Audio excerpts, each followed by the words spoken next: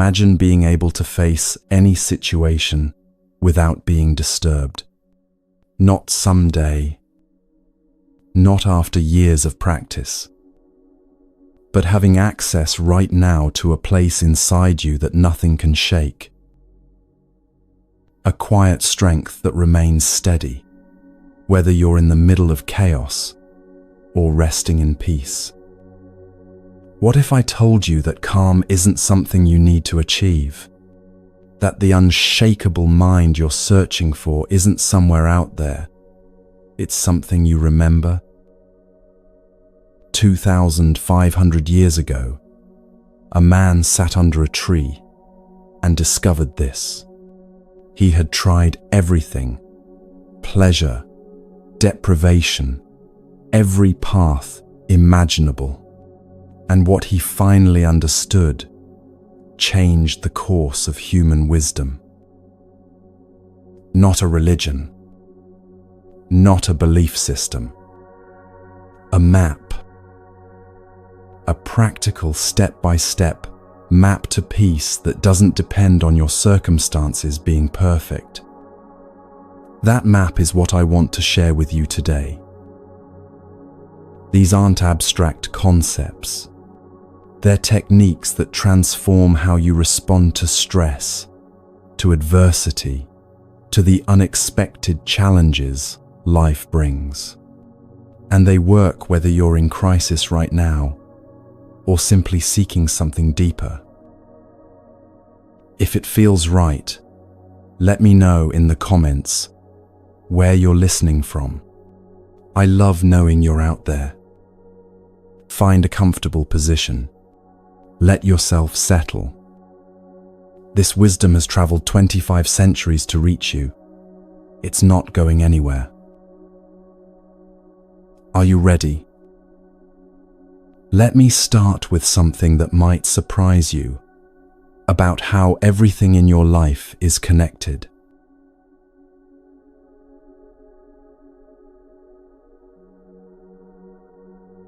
This morning, you probably did something without thinking about it.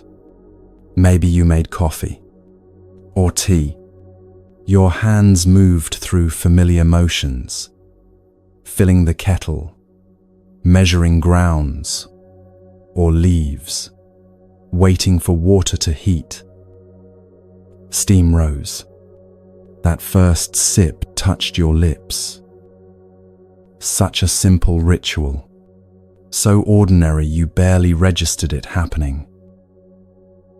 But let me show you something extraordinary hidden inside that ordinary moment. That cup in your hands contains the entire universe. I know that sounds like poetic exaggeration. Stay with me. Trace it back. Those coffee beans came from somewhere. Perhaps Colombia's mountain slopes, maybe Ethiopia's ancient highlands, possibly Vietnam's red earth valleys.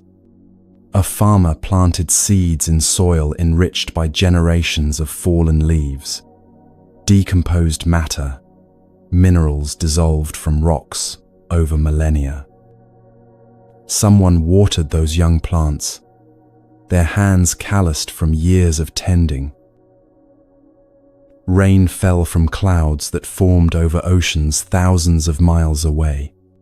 Water evaporated from tropical seas, carried by winds shaped by the Earth's rotation, by temperature differences between equator and poles, by forces set in motion when the planet first formed 4.5 billion years ago. That rain nourished your coffee plants.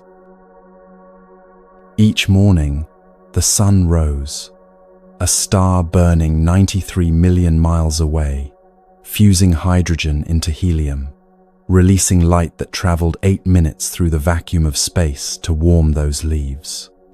Photosynthesis transformed starlight into sugars, into growth, into the beans that eventually reached your cup. Human hands picked those ripe cherries. Real people with their own morning rituals, their own families, their own joys and heartbreaks. They sorted the harvest, their fingers moving with practiced efficiency learned over seasons. Others dried the beans under that same sun, turned them regularly, checked for quality. Roasters transformed green beans into aromatic brown. Someone designed the roasting equipment. Someone else manufactured it. Workers assembled the machines. Engineers solved problems that arose. Entire supply chains stretched across continents, ships crossing oceans, trucks rumbling over highways, warehouses storing and distributing.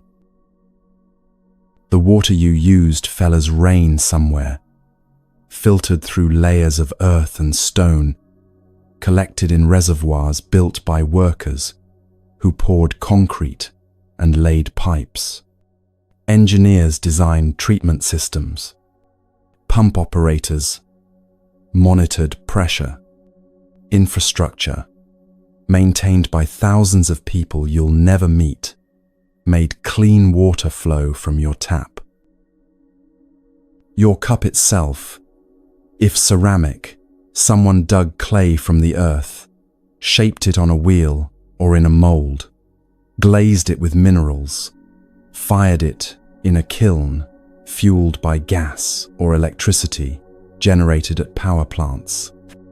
If glass, sand, was melted at temperatures exceeding 2000 degrees. Artists designed the shape. Factory workers produced it. Truck drivers delivered it to stores where cashiers sold it to you with money you earned through your own labor. And you, standing there, able to lift that cup because your parents fed you, because farmers grew that food decades ago when you were young, because the earth provided nutrients, because the sun shone then too. You understand the concept of coffee, the word itself, because someone taught you language, because humans developed complex communication over hundreds of thousands of years of evolution. Nothing in that simple morning ritual exists alone. This is what the Buddha called dependent origination, pratitya samutpada in Sanskrit. Everything arises in connection with everything else. Nothing stands independently. The entire cosmos conspired across time and space to bring you that single sip of warm liquid on an ordinary morning. And understanding this leads us directly to one of the most misunderstood teachings in all of Buddhism, karma. When most people hear the word karma, they imagine cosmic justice, divine scorekeeping. Do something bad, get punished by the universe. Do something good, receive rewards. Like there's some celestial accountant tracking every deed, dispensing consequences according to a moral ledger. But that's not what karma is. The word karma simply means action. It's the natural law of cause and effect playing out through intention and behavior. Not punishment, not reward, just the way reality works. Imagine standing beside a perfectly still lake on a windless morning. The surface mirrors the sky like polished glass. You pick up a smooth stone and toss it in. Ripples spread outward in perfect concentric circles, expanding in every direction, touching the far shore, reflecting back, interfering with each other, in complex patterns? Did you create those ripples as a reward for throwing the stone skillfully? Are the ripples punishing you for disturbing the water's stillness? Of course not. They're simply the natural consequence of your action. Stone meets water, physics happens, ripples form. Cause and effect. That's karma in its truest sense. Every thought you think sends ripples through the lake of your mind. Think angry thoughts repeatedly, and anger becomes your mind's default state. Practice gratitude consistently, and appreciation becomes how you naturally see the world. Every word you speak sends ripples through the lives around you. A harsh word can echo in someone's mind for years. A kind word can change the entire trajectory of their day, which affects how they treat others, which ripples further outward.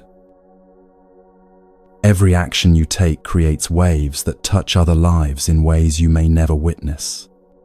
Hold the door for someone rushing behind you. Maybe they arrive at their appointment on time. Maybe that appointment changes their career. Maybe they go home in a better mood and connect with their child. Maybe that child remembers that evening decades later as a turning point. You'll never know, but the ripples spread. And here's what makes this understanding both sobering and liberating: those ripples come back. Not because the universe keeps score, but because everything is connected. Send kindness into the world, and you're creating conditions where kindness returns. Send anger or bitterness, and you're planting seeds of anger, not through magic, through the interconnected nature of existence. The Buddha expressed this with startling clarity. What you think, you become. What you feel, you attract. What you imagine, you create. Let those words settle. Really let them land. This isn't mysticism. It's neuroscience confirmed by ancient wisdom. Spend your days thinking bitter thoughts, and your neural pathways literally rewire toward bitterness. Your brain becomes optimized for finding things to be bitter about. Imagine worst-case scenarios constantly, and you train your nervous system into chronic anxiety. Practice gratitude regularly, and you develop an eye for beauty, for kindness, for reasons to appreciate life. But here's where this teaching becomes genuinely hopeful, genuinely transformative. Your past doesn't own you. Yes, your previous actions have consequences. Yes, you're experiencing results from seeds planted yesterday, last year, perhaps in childhood. Those consequences are real and sometimes difficult. But right now, in this precise moment, you're planting new seeds. Right now, you're making choices. The choice to listen to these teachings rather than scroll mindlessly. The choice to seek wisdom rather than distraction. The choice to grow rather than stagnate. Each choice is karma in action. Each moment is seed planting time. Every moment offers a fresh start. Every breath brings new possibility. Think of one small thing you could shift today. Not something overwhelming, not a complete personality overhaul, Just one tiny adjustment. Perhaps pausing 3 seconds before responding when irritation rises in your chest. Maybe actually looking into someone's eyes when they speak, instead of glancing at your phone's dark screen. Possibly saying thank you and letting yourself feel genuine appreciation rather than automatic politeness. Choosing to walk outside for 5 minutes instead of scrolling for 30. These aren't good deeds in some moral sense. They're investments in your own peace. They're you consciously choosing which seeds to plant in the garden of your mind. Because here's the truth that changes everything once you really grasp it. You're not a passive recipient of karma. You're actively creating it every single moment you're alive. Choose patience over anger once, and you've made patience slightly more accessible tomorrow. Your brain has formed new connections, weakened old reactive patterns. Choose kindness when you don't feel particularly kind, and you're literally training yourself in kindness. Choose presence over distraction, and you're strengthening neural networks associated with attention and awareness. The mind is like soil, rich, receptive, ready to grow whatever you plant. Plant thorns, harvest pain. Plant flowers, harvest beauty. And this makes me wonder about what happens when someone keeps planting those seeds day after day, moment after moment, year after year. Where does that path lead? The Buddha had a word for the destination: awakening, bodhi, enlightenment. But those words make it sound distant, don't they? So mystical and unreachable. Like something only monks in remote caves can achieve after decades of extreme meditation practice. Let me show you how close it actually is. Forget everything you've heard about enlightenment. Forget glowing auras and levitation. Forget supernatural powers and transcendent states. Forget the idea of becoming someone special, someone fundamentally different from who you are now. Let me tell you a story about a fish. Imagine a fish born in the ocean depths. From its first moment of existence, water surrounds it completely. Water flows above, below, on every side. The fish swims through water, feeds in water, rests in water, plays in water, lives every moment of its life immersed in water. But here's the remarkable thing. The fish has no concept of water. How could it? Water is so omnipresent, so utterly pervasive, that the fish can't perceive it as something distinct from existence itself. To the fish, water just is. It's like asking you to see air.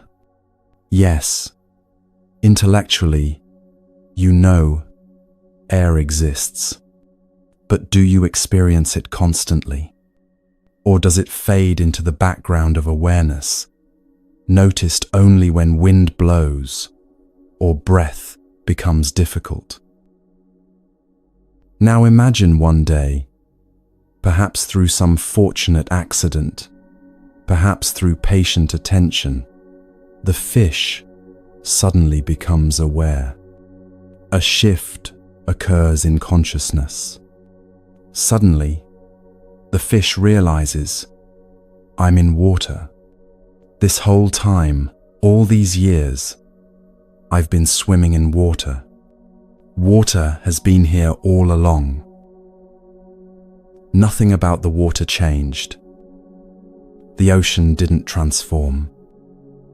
Only the fish's awareness shifted. Recognition occurred. That's enlightenment. It's not about becoming something you're not. It's about seeing what's always been true. It's not about achieving some special state of consciousness unavailable to ordinary people. It's about recognizing the reality you've been swimming in since birth. We spend our lives immersed in this present moment, in this field of awareness, but we don't see it. We're so busy thinking about the past, replaying conversations, regretting decisions, analyzing what went wrong.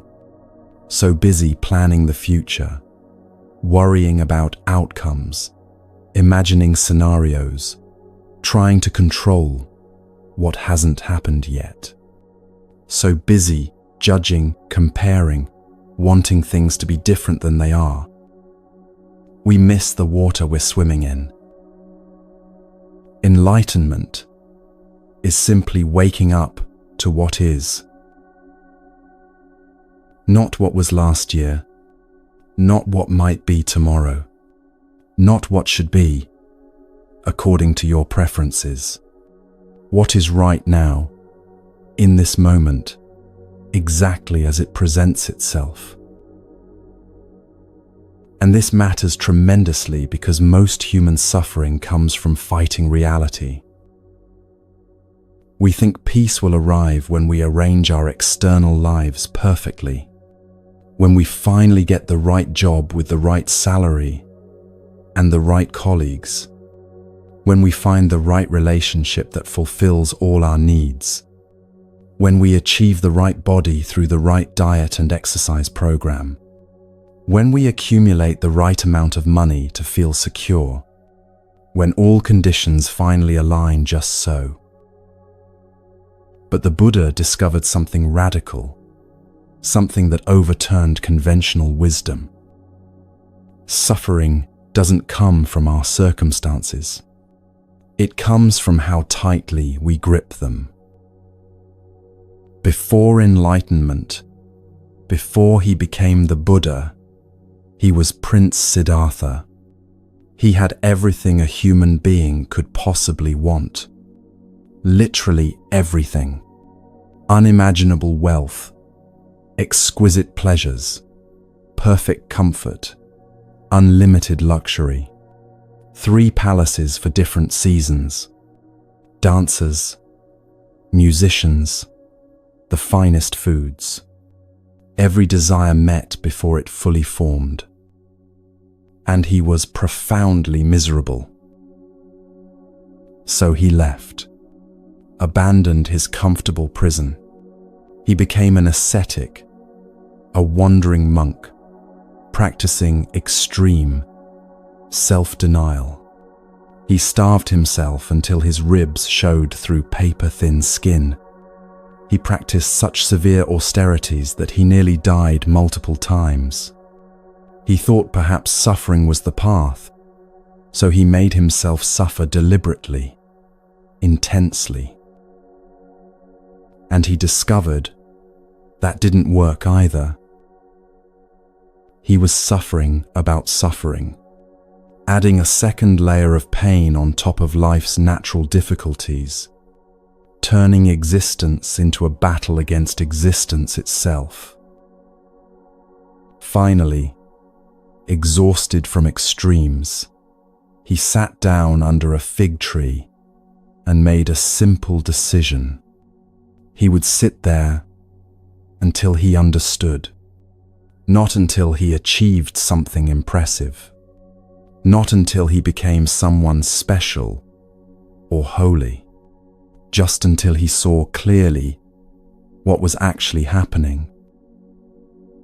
And what he saw was profound in its simplicity. Peace doesn't come from controlling circumstances. It comes from releasing the grip on how things should be. His words echo across 25 centuries. Peace comes from within. Do not seek it without. Pause there for a moment. Really let that land in your body, not just your thinking mind. How much of your life have you spent seeking peace in external things, in achievements that lose their shine weeks after attaining them, in validation from others that never quite fills the emptiness, in getting everything arranged just right, only to watch it fall apart again? And how often has that external peace lasted? Here's the gentle truth, and I offer this with genuine compassion. You're not broken. You don't need fixing. You don't need to become someone different before you can be at peace. You need remembering. Like coming home to a house you never actually left. You've been there the whole time, just looking everywhere else for it, searching the world for something you've carried in your chest since birth. Enlightenment sounds like some distant mountain peak, requiring decades of difficult climbing, but it's more like realizing you're already standing on solid ground. You were just so busy looking up at the peak, so focused on the journey ahead, that you forgot to feel the earth beneath your feet, supporting you right now. And here's a paradox that confuses many people first encountering these teachings. Enlightenment means living without attachment, but it doesn't mean living without love. Love deeply, but release the need to own. Care profoundly while surrendering the illusion of control. Experience joy fully, even knowing, especially knowing, it will eventually pass. Think about watching a sunset. You stand there witnessing its beauty, feeling moved as colors spread across the sky in brilliant streaks. You don't need to own the sunset to appreciate it fully. You don't need to prevent it from changing to enjoy this moment of beauty. You love it completely, while knowing it will fade into night. That knowing doesn't diminish the love, it deepens it. That's what awakening allows. Full engagement with life, without the desperate clinging that turns pleasure into anxiety. But I know what might be arising in your mind right now. This sounds beautiful in theory, perhaps even inspiring. But how do you actually live like that when your mind is always somewhere else? When you're eating breakfast but thinking about emails waiting in your inbox? When you're supposedly listening to someone but already composing your next sentence? When you're walking but completely lost in thought? Arriving without remembering the journey? That's where the practice of presence comes in. And it's simpler than you might imagine. Let me ask you something. Where were you 30 seconds ago? Not physically. Your body was likely in the same position. But where was your attention living? Were you fully here, absorbing these words? Or were you partly here and partly somewhere else, thinking about what you need to do later, replaying something from earlier today, judging whether you agree with what you're hearing, wondering if this is worth your time? Be honest with yourself. There's no wrong answer. I'm simply pointing to something we all experience constantly. We're almost never fully present. We eat while scrolling through phones, tasting nothing. We walk while lost in thought, seeing nothing around us. We talk while planning our next sentence, hearing nothing the other person is actually saying. We go through entire days, entire weeks, sometimes entire years, in a kind of waking sleep, physically present, but mentally absent. Life is happening, and we're missing it. The Buddha taught that our minds resemble lakes. When water is still, you can see all the way to the bottom, every stone, every fish, every detail, perfectly clear. But when wind disturbs the surface, when thoughts and emotions churn the water into turbulence, you can't see anything clearly. Everything becomes murky, distorted, unclear. Most of us live with constantly agitated water, thoughts racing like startled fish, worries spinning in repetitive loops, plans forming and reforming, judgments arising about everything we encounter. The wind of mental activity never stops blowing across the surface. Presence is what happens when the water settles.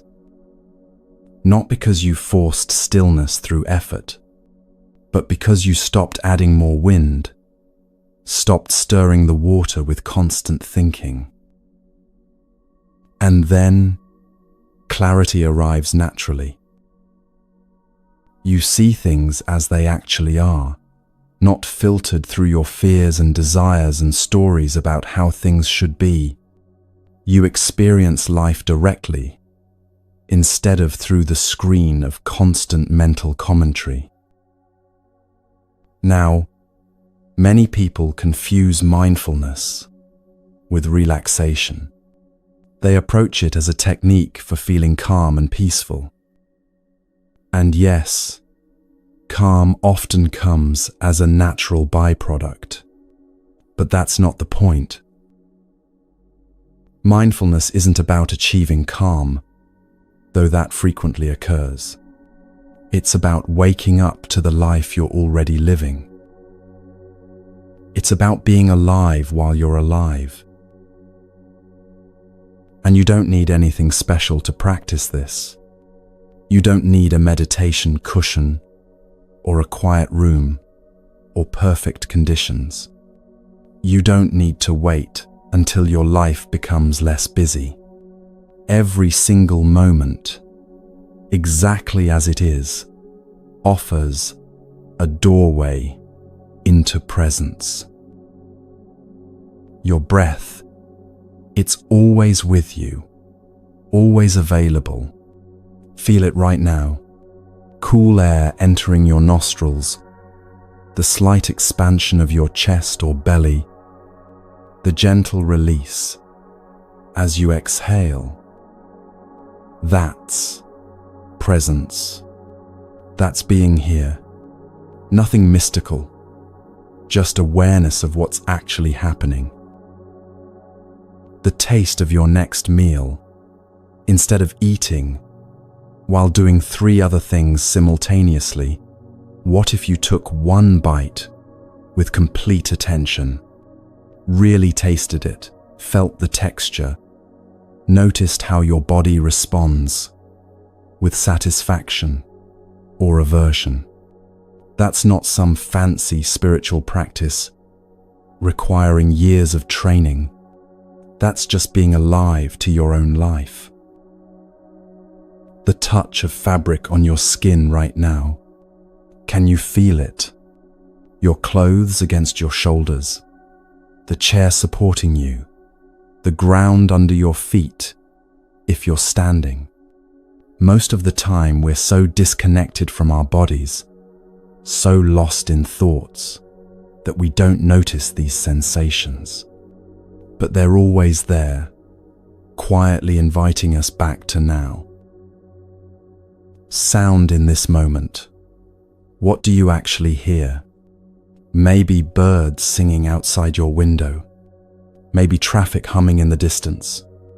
Maybe the sound of your own breathing, your heartbeat. Maybe silence itself, that vast quiet underneath everything. You don't have to do anything with these sounds, don't have to analyze or judge them. Just notice them existing. That's presence. There's a story I love about a monk washing dishes. A young student, eager for profound teachings, asked him what the secret to enlightenment was.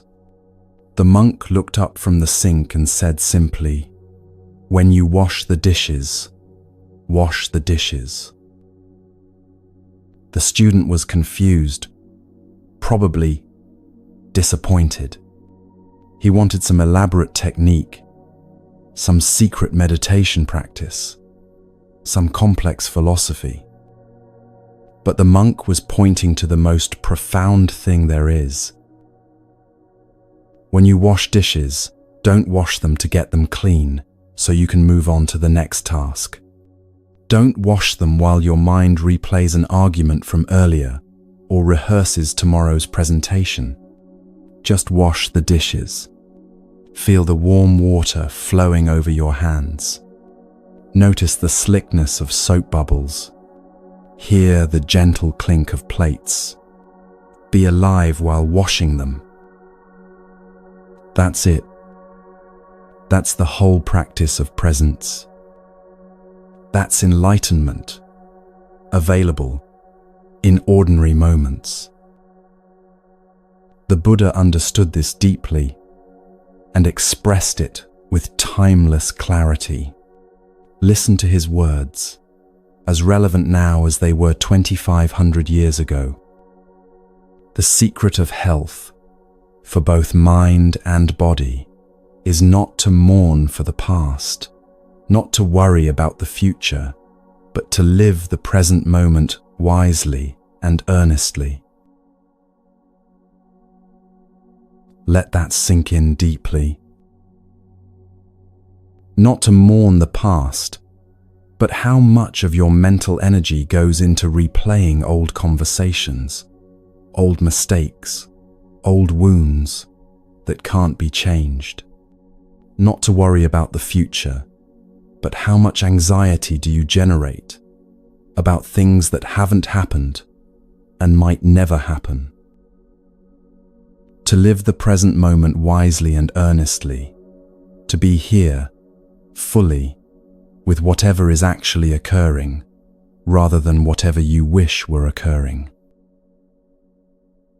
That's where your life actually happens. Not in memories, however vivid. Not in plans, however detailed. Right here, right now, in this breath. And the beautiful thing is you can start immediately. You don't need to wait for anything. You don't need to be more prepared, more spiritual, more anything. This moment, exactly as it is, with all its ordinariness, is your opportunity to wake up.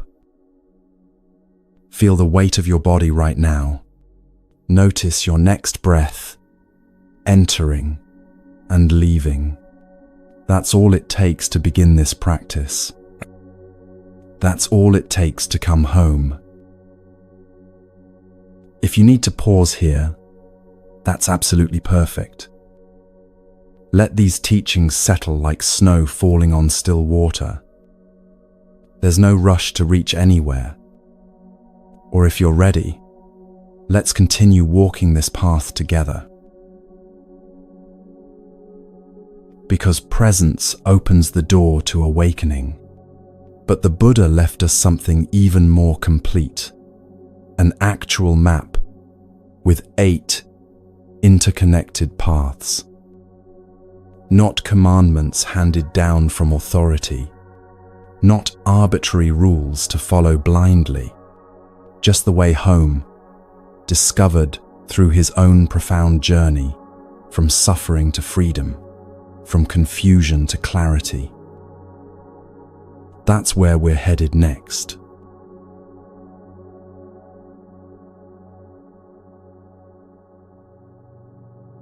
The Buddha tried everything. Luxury that left him empty, starvation that made him weak.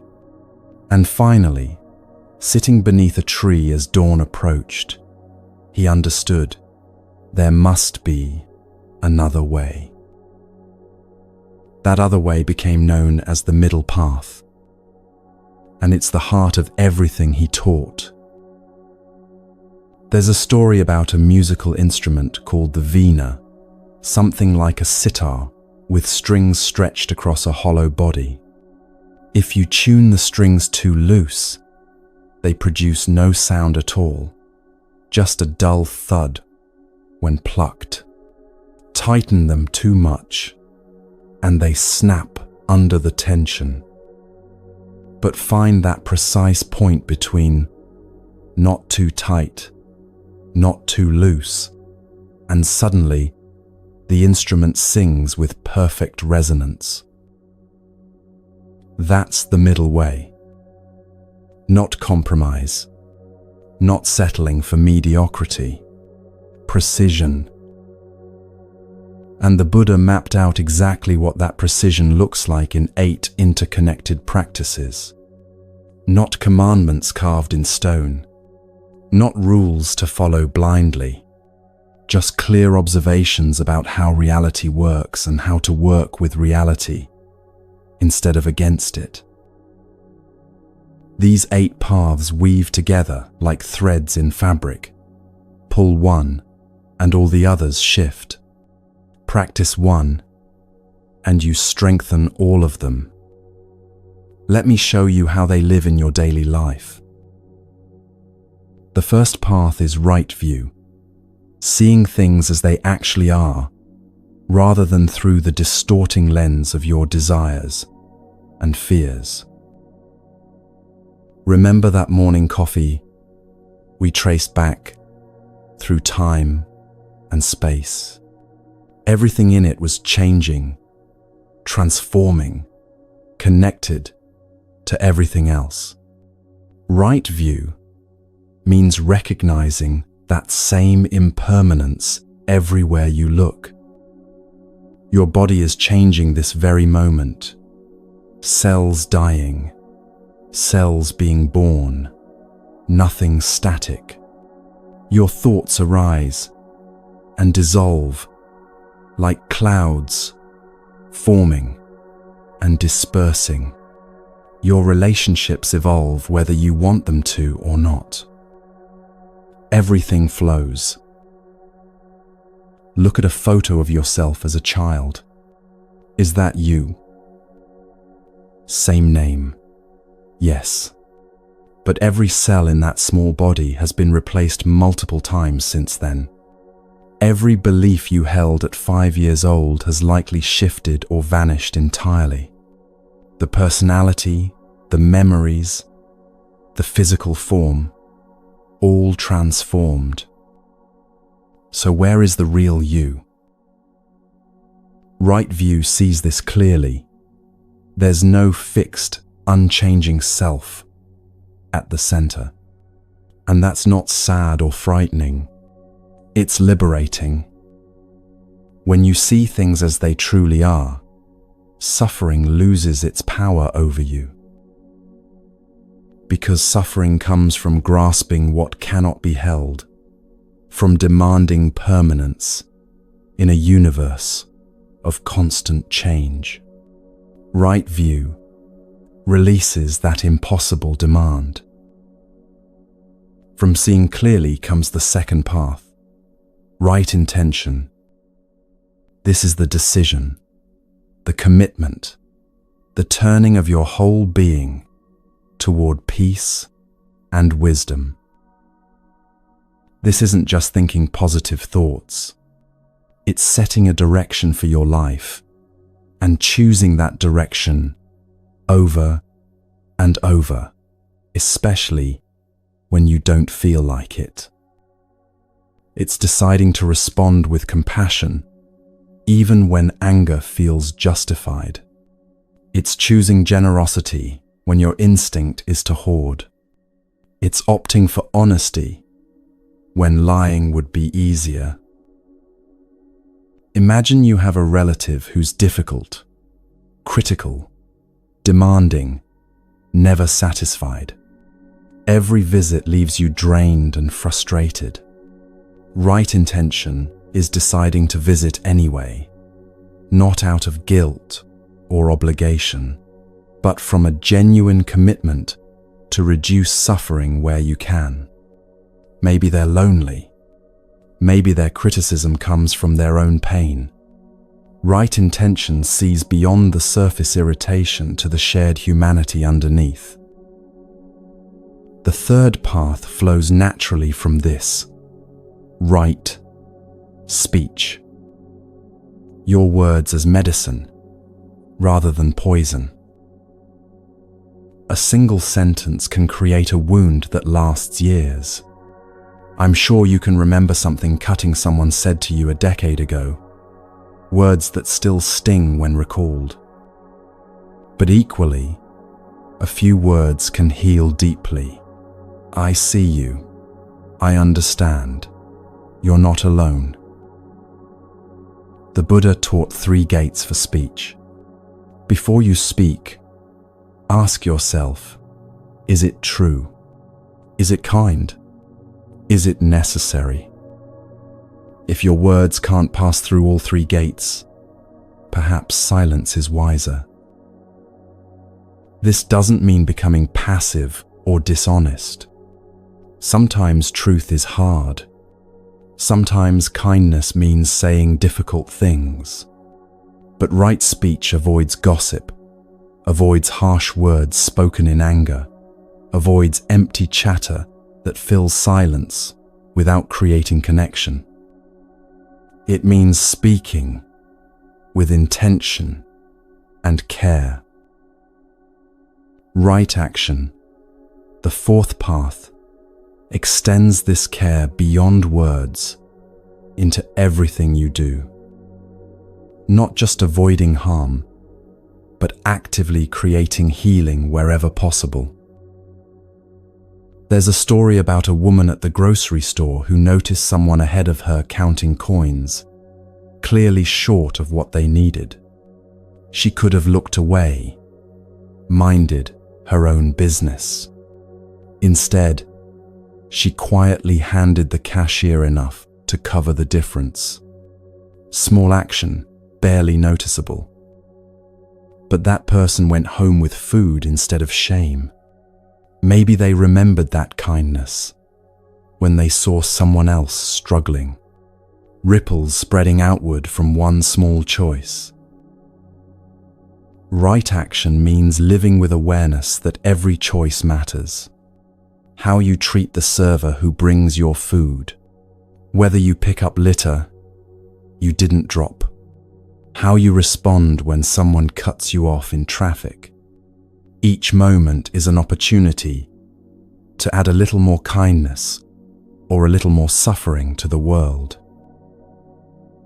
The 5th path addresses something we often ignore: right livelihood. How you earn your living matters deeply. Does your work create suffering or reduce it? This isn't about judging anyone's profession. A corporate lawyer might practice right livelihood by ensuring justice is served. A weapons manufacturer probably isn't, regardless of skill or dedication. The question is, does this work align with reducing harm and increasing well-being? But even in difficult jobs, in work that feels meaningless or frustrating, right livelihood appears in how you show up. There's a story about a janitor at a hospital who practiced his work as sacred service. He didn't just clean floors, he created healing environments. He smiled at patients shuffling past. He worked with care and presence. His title was janitor, but his practice was that of a bodhisattva, bringing comfort to those in pain. Right livelihood asks, can you bring consciousness and compassion to your work, whatever it is. The sixth path is right effort, and this one is subtle. It's the difference between trying and forcing, between gentle persistence and exhausting struggle. Think about planting seeds. You place them in good soil, water them, ensure they get sunlight. Then you wait. You don't dig them up daily to check progress. You don't pull on the tiny shoots to make them grow faster. You provide conditions and allow natural processes to unfold. Right effort works this way. You practice consistently without forcing results. You show up daily without demanding immediate transformation. You trust the process. Bamboo grows this way, spending years developing root systems underground before suddenly shooting upward at astonishing speed. From the surface, nothing seems to be happening for years. But underground, foundations are being laid. Then one season, growth becomes visible and rapid.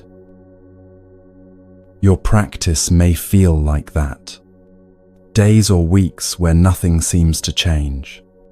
Then suddenly, you notice you responded with patience where you would have exploded before. The underground work has been happening all along. The seventh path is right mindfulness, coming back to presence again and again. We explored this already, but here's what matters. Mindfulness isn't achieved once and then maintained forever. It's practiced moment by moment by moment. Your mind will wander thousands of times during meditation. That's not failure, that's the practice. Every time you notice the wandering and return to presence, you're strengthening awareness. Every distraction recognized is a small awakening. The monk who meditates for 30 years still experiences mind wandering. The difference is they notice more quickly and return more gently. Meditation isn't a special state reserved for cushions and silence. It's training that prepares you for life. When anger arises in traffic, can you notice it arising before it controls you? When anxiety begins its familiar spiral, can you recognize the pattern before you're lost in it? That's right mindfulness in action. The eighth path completes the circle. Right concentration. One-pointed presence, undivided attention, the power of being fully here for whatever you're doing. This isn't just about sitting meditation, though that certainly develops concentration. It's about bringing complete attention to your child when they tell you about their day. It's about tasting your food fully instead of eating while scrolling. It's about listening to someone without planning your response while they speak. Our world trains us toward constant distraction, messages pinging, notifications, demanding attention, endless streams of content, fragmenting focus into smaller and smaller shards. Right concentration swims against this current. It says, this moment deserves your full presence. This person in front of you deserves your undivided attention. This task, however simple, deserves to be done with complete awareness.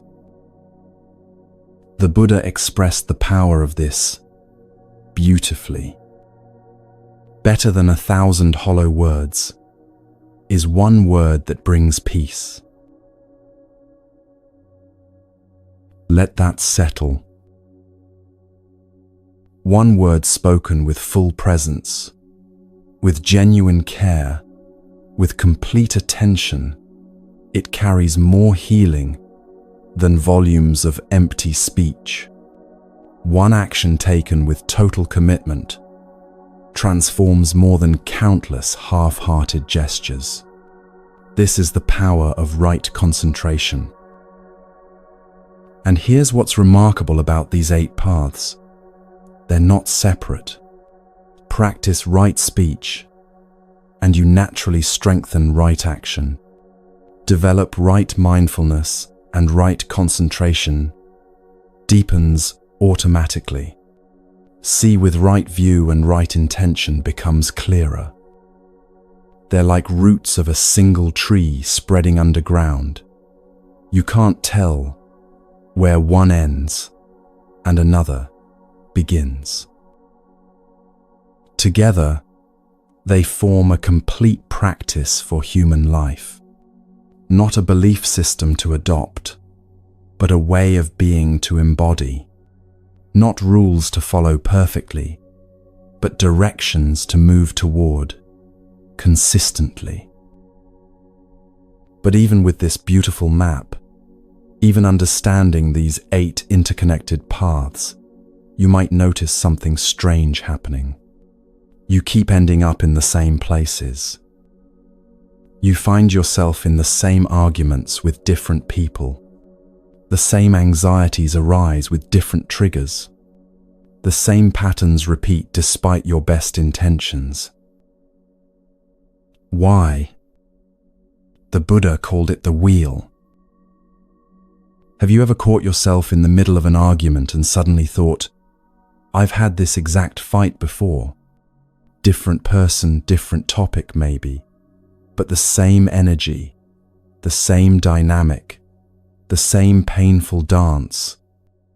Or noticed yourself reaching for your phone in that familiar way, seeking something you can't quite name, scrolling for satisfaction that never comes, then doing it again 20 minutes later.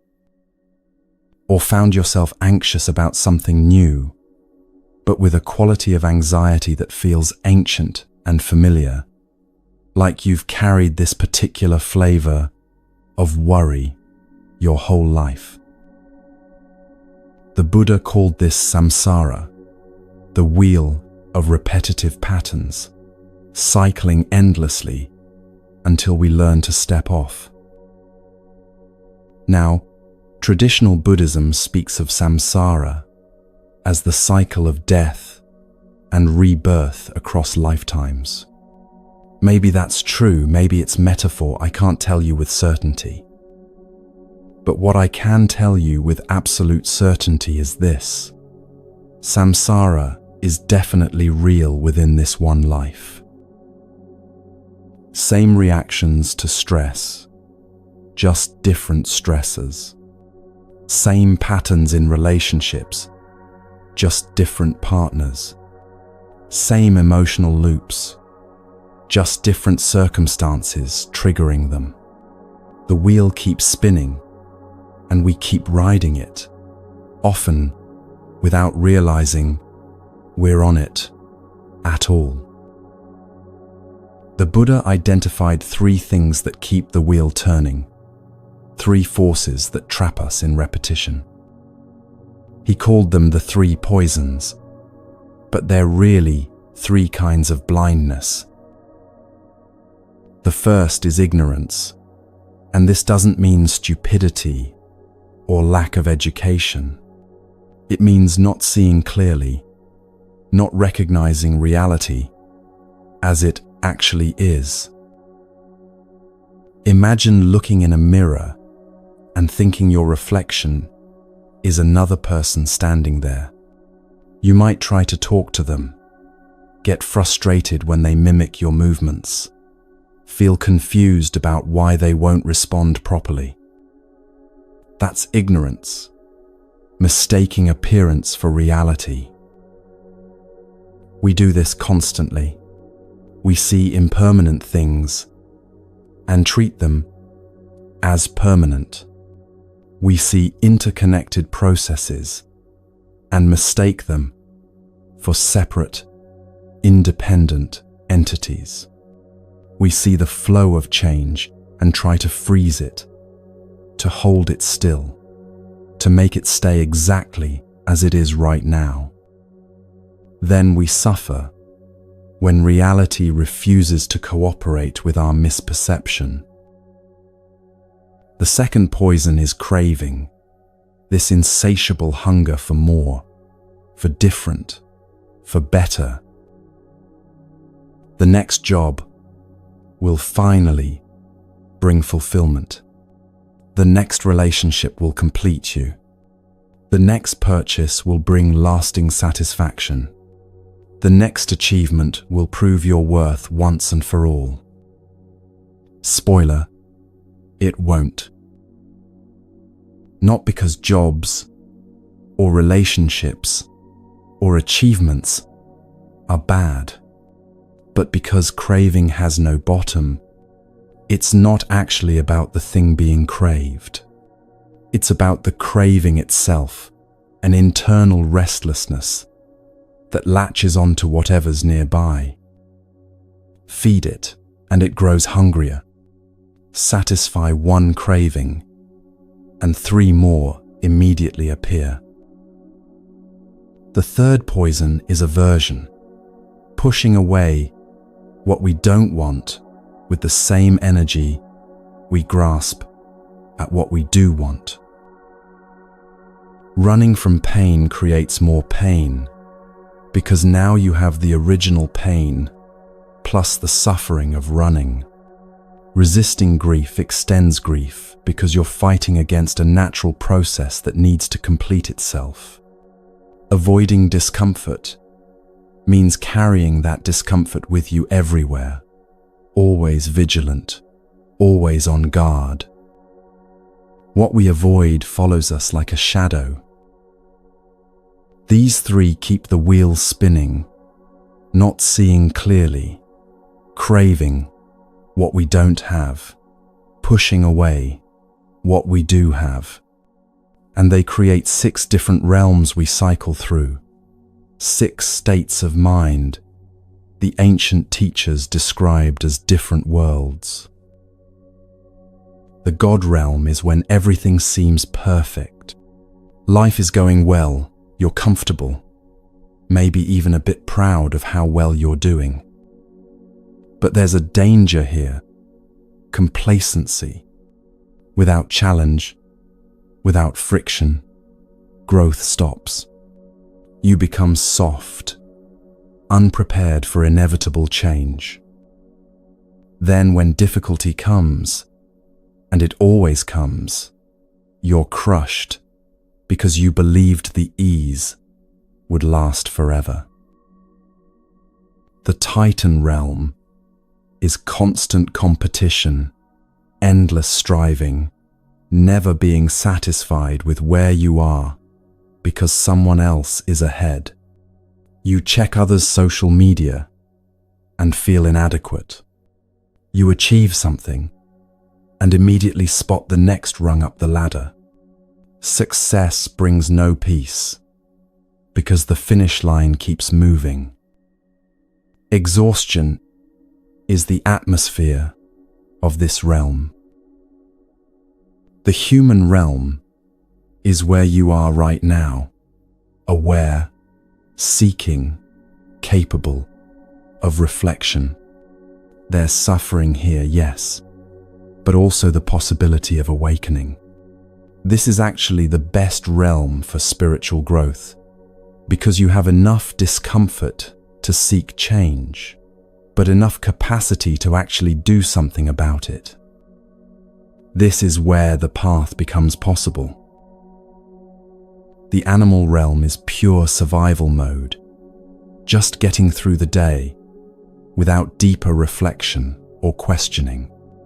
You wake, work, eat, sleep, repeat. no time or energy for examining your life, because you're too busy just living it. Many people spend years here without realizing it. The hungry ghost realm is endless wanting without satisfaction. Traditional images show beings with tiny mouths and enormous empty bellies, taking in a little but needing so much more. This is addiction, whether to substances, achievement, validation, or just the next moment being different from this one.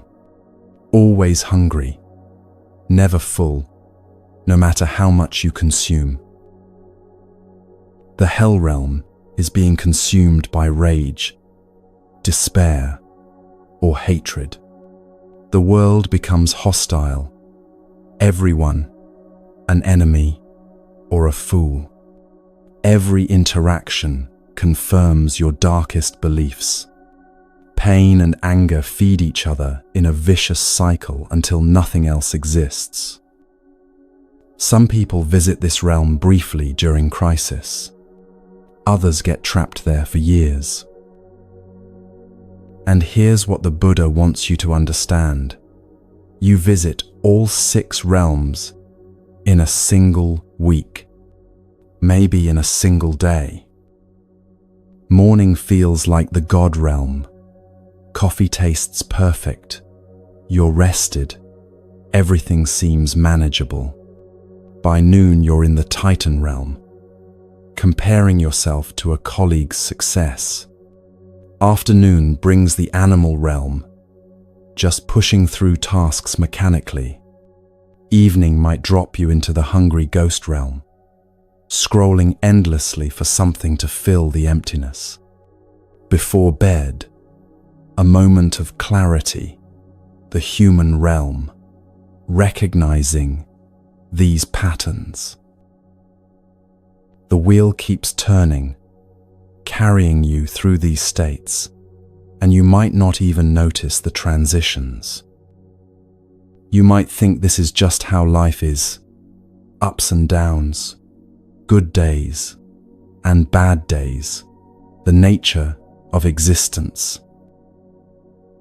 But the wheel only keeps turning as long as you keep feeding it, as long as you remain ignorant of how it works, as long as you keep grasping and pushing away.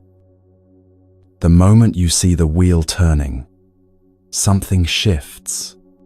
The moment you recognize the pattern in the middle of the pattern, you're already beginning to step off. The Buddha said it simply: the root of suffering is attachment. Breathe with that truth. Not attachment to things, though that's part of it. Attachment to how things should be. Attachment to your story about who you are. Attachment to beliefs about how life ought to work. Attachment to permanence in a universe that only knows change. But attached to what, exactly? That's where the Buddha's most liberating truth comes in.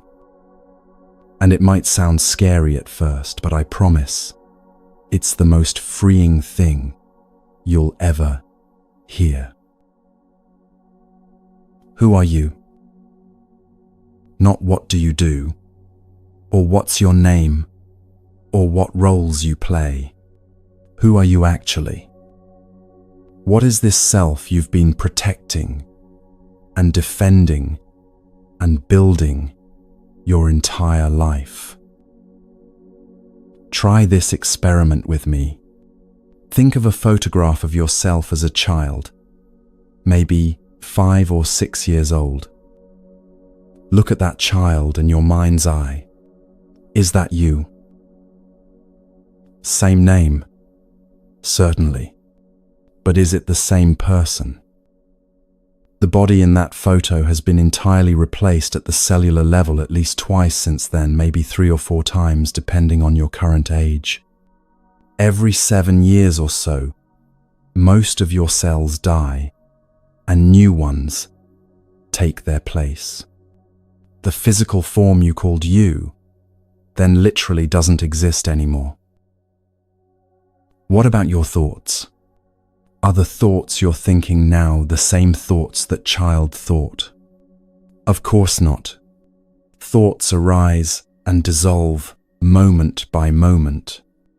The specific content of your mind at age 6 is completely gone, replaced by entirely different concerns, ideas, and mental patterns. Your beliefs? At 6, you believed in things you don't believe now. You've changed your mind about politics, relationships, what matters in life, maybe even fundamental questions about reality. Beliefs shift and transform. Your memories? Research shows that memories change every time we recall them, subtly altering with each remembering.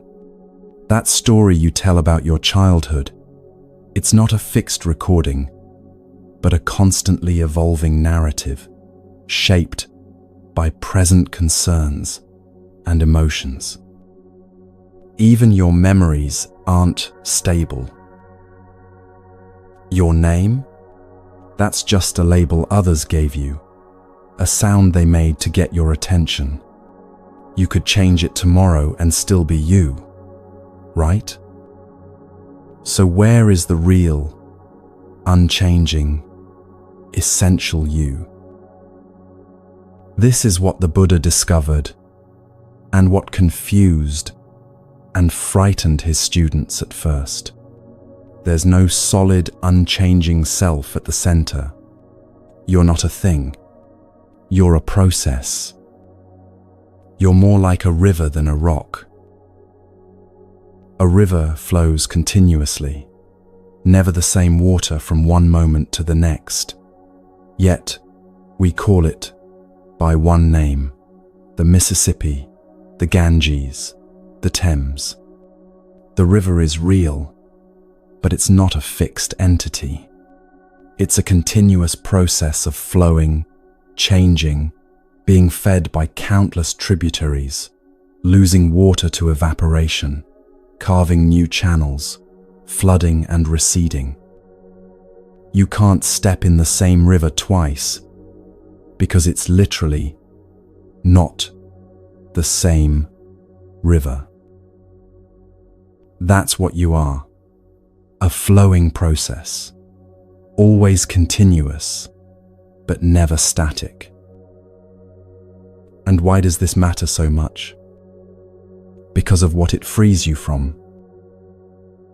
The ego spends its entire existence defending something that doesn't exist, taking offense at imagined attacks on an imaginary solid self, fearing loss of something it never actually had, building walls around emptiness, protecting a ghost. When you see through this, when you really understand there's no fixed self to defend, lightness arrives. Someone criticizes you, and instead of that old contraction of hurt, there's space. Space to hear what might be useful in the criticism without taking it as an attack on your core being, because there is no core being in that solid sense. There's just this moment's experience, already changing into the next moment's experience. Now, this teaching can sound nihilistic at first. If there's no self, does that mean you don't matter? That your life is meaningless? That you should just give up on everything? The opposite is true. This doesn't mean you don't matter. It means you're not separate. You're the river itself, not something riding in a boat on the river. You're the ocean pretending to be a wave for a brief, beautiful moment. And when the wave understands it's made of ocean, all fear of dissolution vanishes. The wave doesn't die when it crashes on the shore. It returns to what it always was. The Buddha's words echo across time with gentle precision. In the end, only three things matter: how much you loved, how gently you lived, and how gracefully you let go of things not meant for you. Let those words sink deep, not into some permanent self, but into this present awareness that's reading them. Breathe here. Let that land. There's no rush to move forward. There's nowhere to get to. So if there's no fixed self, how do we actually live? What does it look like to walk through the world understanding this truth? Does it mean becoming passive, detached, indifferent to life? Let me show you what it really means.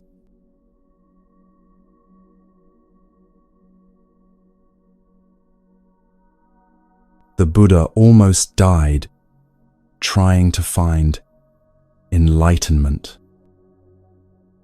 This isn't metaphor or exaggeration. He literally pushed his body to the edge of death, believing that extreme self-denial would reveal ultimate truth. He was a prince who had everything, so he tried having nothing.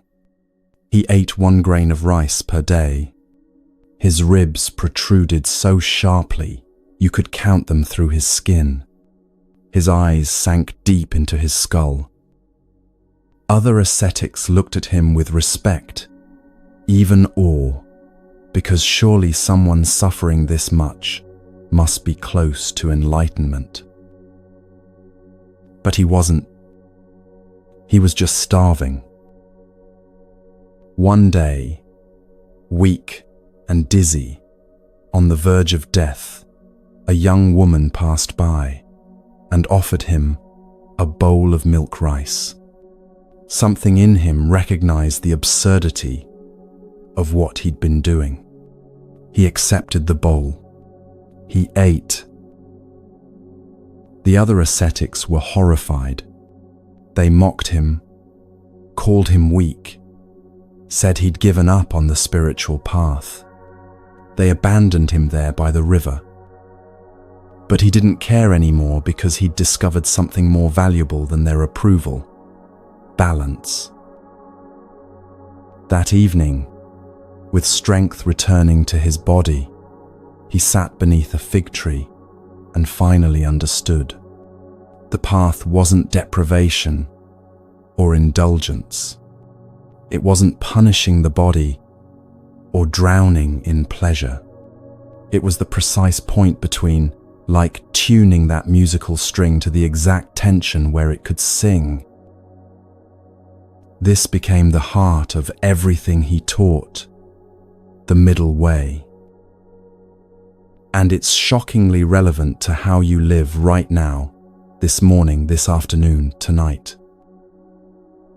Take your phone, that device, probably within arm's reach, right now. One extreme is throwing it away entirely, rejecting technology, disconnecting from the world.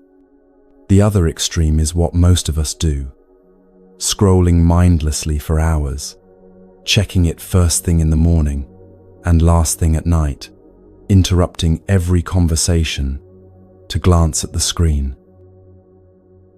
The middle way. Use it consciously when it serves you, then put it down. Check messages at designated times rather than compulsively every few minutes. Be present with the person in front of you. Then later, be present with the person on the screen. Not rigid rules, but conscious choices. Your body follows the same pattern. One extreme is punishing exercise, pushing past injury, treating your body like an enemy, to be conquered or disciplined into submission. The other extreme is complete neglect, numbing yourself with excess, ignoring signals of discomfort or pain. The middle way is respectful care, moving your body because it feels good to move, resting when rest is needed, eating in a way that energizes rather than dulls, listening to what your body actually needs rather than what magazines or social media insist you should do to it. Work becomes a practice ground for this balance. Burnout is one extreme, every waking hour devoted to productivity, self-worth measured by output, rest treated as laziness. Apathy is the other, showing up physically but checked out mentally, doing the bare minimum, counting minutes until freedom. The middle way is engaged presence, bringing your full attention while you're working, then fully releasing work when you leave. Caring about your contribution without letting it consume your identity. Recognizing that your value isn't determined by your productivity. Relationships reveal this dance between extremes most clearly. Codependence is one edge, losing yourself in another person, needing them to complete you. Anxiety spiking whenever they're not available. Isolation is the opposite edge. Walls so high no one can reach you. Independence hardening into loneliness. Self-protection becoming self-imprisonment. The middle way is connected autonomy, being fully yourself while also opening to deep connection. Loving without needing to possess. Being intimate without losing your center. Offering support while respecting boundaries. This might be the hardest balance to find and the most essential. Notice where you swing to extremes in your own life. That's your edge.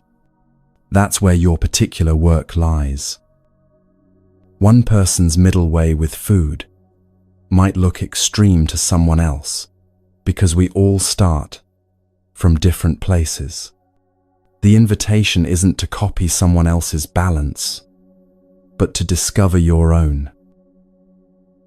Freedom waits there at your edge, in that sweet spot between too tight and too loose. But balance alone isn't enough. You could have perfect equilibrium in all these areas and still feel hollow inside, still disconnected from life's deeper meaning.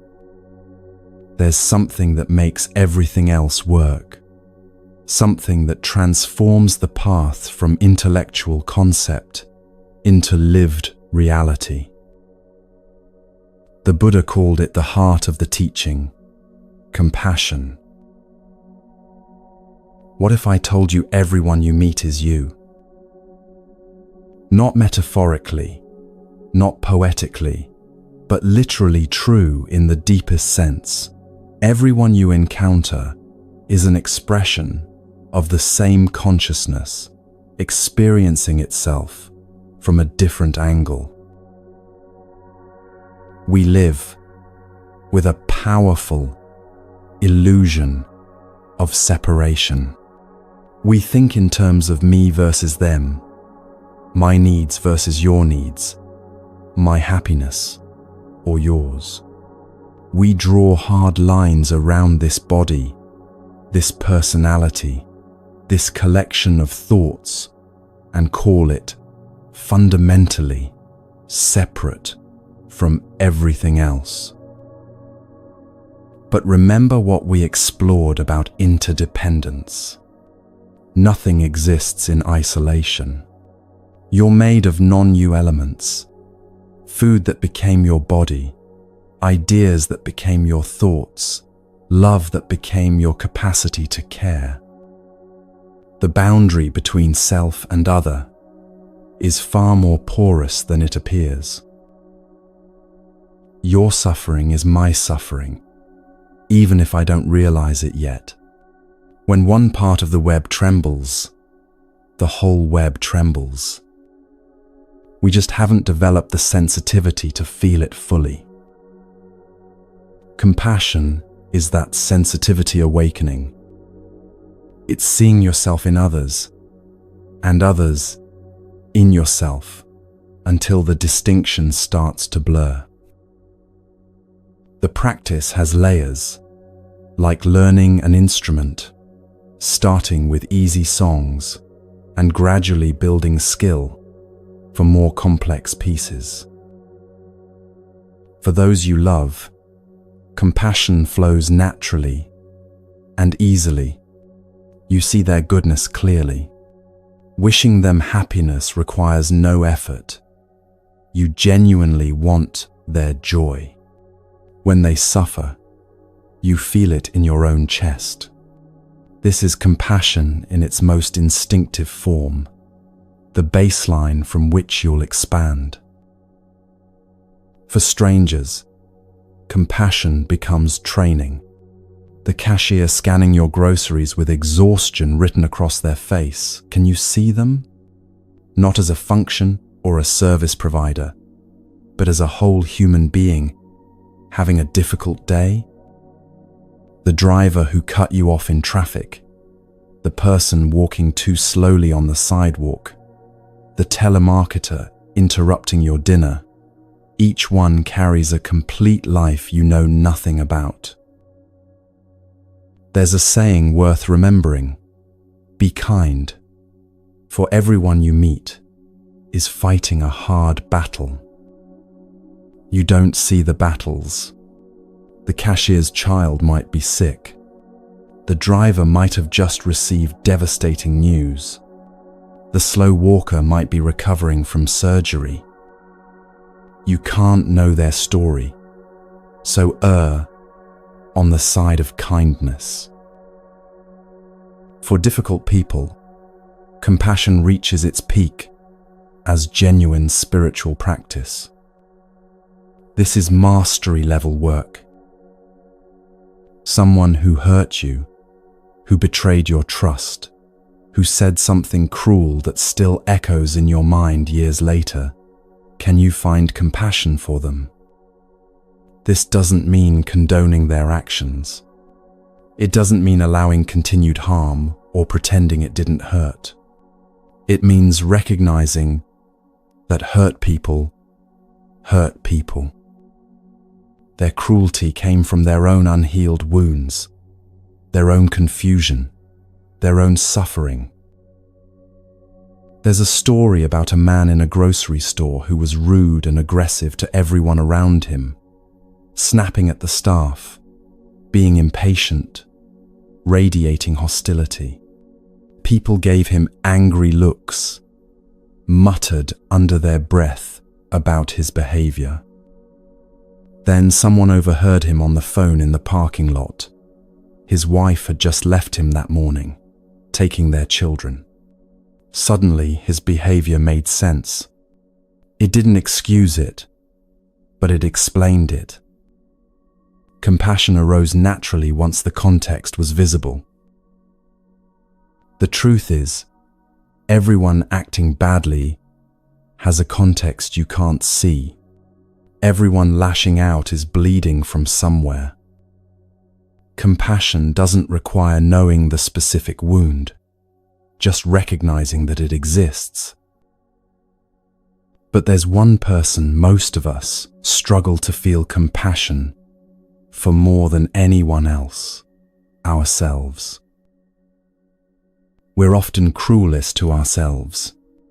That voice in your head that criticizes every mistake, that replays your failures, that tells you you're not enough, not trying hard enough, not good enough, not lovable enough. Would you let someone else talk to you that way? Would you let a friend berate your child with that harshness? Of course not. Yet you let that voice run unchallenged in your own mind. Self-compassion isn't selfish or indulgent. It's foundational. You genuinely cannot pour from an empty cup. You cannot offer others what you refuse to give yourself. Treating yourself with harshness doesn't make you strong or disciplined. It makes you fragile and defensive. The Buddha's words on this are unequivocal. You yourself, as much as anybody in the entire universe, deserve your love and affection. Let that truth settle into your bones. As much as anybody, not less. Not after everyone else is taken care of. As much. Let's try something together, right now. Just for a moment. Bring to mind someone you love deeply, a child, a partner, a dear friend, someone whose happiness matters to you. Feel that warmth in your chest, that natural affection. Now, silently, say these words to them. May you be happy. May you be peaceful. May you be free from suffering. Notice how natural that feels, how much you genuinely want those things for them. Now, and this might be harder, say the same thing to yourself. May I be happy. May I be peaceful. May I be free from suffering. Notice how that feels. Maybe uncomfortable, maybe awkward, maybe like you don't quite deserve it. Maybe surprisingly tender, like a door you didn't know existed, just opened a crack. That feeling, whatever it is important information. That's where your work with self-compassion begins. Compassion is the heart of the path, the force that animates everything else. Without it, the eightfold path becomes a set of rules you follow to feel superior. With it, the path becomes a natural expression of caring for all beings, including yourself. But there's a practice that trains everything we've been discussing: your attention, your awareness, your capacity to be with what is, rather than what you wish it were. And it's simpler than you might think. You don't have to sit cross-legged on a cushion to meditate. You don't need special equipment, or perfect conditions, or years of preparation. But I'll tell you what meditation actually is, and you can decide how to practice it in your own life. First, let's clear away what meditation isn't. It's not about emptying your mind of all thoughts. That's impossible while you're alive. Thoughts are what minds do, like breathing is what lungs do. Trying to stop thoughts is like trying to stop your heart from beating, misguided, and exhausting.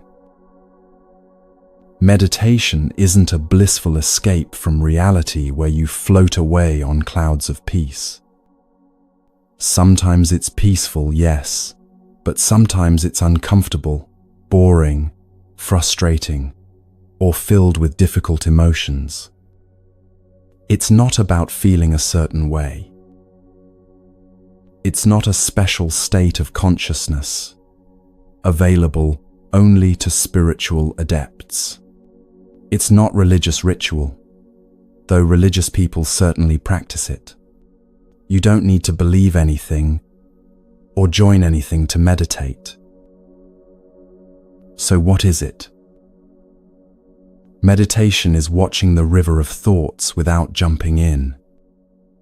It's observing the mind's activity without getting swept away by it. Just watching. Imagine you're sitting beside a river. Leaves and twigs float past on the current. You don't jump in to grab them. You don't try to stop the flow. You just sit and watch things drift by. That's what meditation does with thoughts. The breath becomes your anchor in this practice, always available, always with you. You feel it entering your nostrils, cool and fresh. You notice your chest or belly rising slightly. You sense the pause at the top of the inhale, then the release, the exhale flowing out. Over and over, this simple rhythm that's kept you alive since birth. And your mind will wander. This isn't failure. This is guaranteed. Within seconds, you'll be planning dinner, or replaying a conversation, or wondering if you're doing this right. That's absolutely normal. The practice is noticing when your mind has wandered and gently returning to the breath. That return is the meditation. Not staying focused for long periods, but returning again and again when you notice you've drifted. You might return 1,000 times in 10 minutes. Each return is a small awakening, a moment of choosing presence over distraction. You don't fail at meditation when your mind wanders. The wandering is the meditation. The noticing is the meditation. The returning is the meditation. All of it together is the practice. As you develop stability with the breath, meditation naturally deepens into what's called vipassana, seeing clearly, insight meditation. You expand your awareness beyond just breathing. Notice body sensations, the pressure of your seat, tingling in your hands, warmth or coolness, tension or ease. You're not trying to change anything, just observing what's actually present. Notice sounds, birds outside, traffic humming, the refrigerator cycling on, your own heartbeat. Let sounds come and go, without labeling or judging them as good or bad, pleasant or unpleasant. Notice emotions arising and passing through like weather systems moving across the sky. Anxiety appears, peaks, fades. Sadness wells up, lingers, dissipates. Joy bubbles through, sparkles, settles. You're not controlling them or pushing them away. You're simply observing them happening. And here's the revolutionary part, the insight that changes everything. You start to see that thoughts aren't you. They're weather passing through your inner sky. You are the sky itself, vast and unchanging, while thoughts are just clouds drifting across. This understanding transforms your relationship with your own mind. That anxious thought about tomorrow doesn't define you. It's just a thought arising in awareness. That harsh self-judgment isn't the truth about who you are. It's just another cloud passing through. You are the spacious awareness in which all these mental events occur. But meditation isn't limited to sitting on a cushion in silence. That formal practice trains you, strengthens your attention, but the real meditation is everywhere.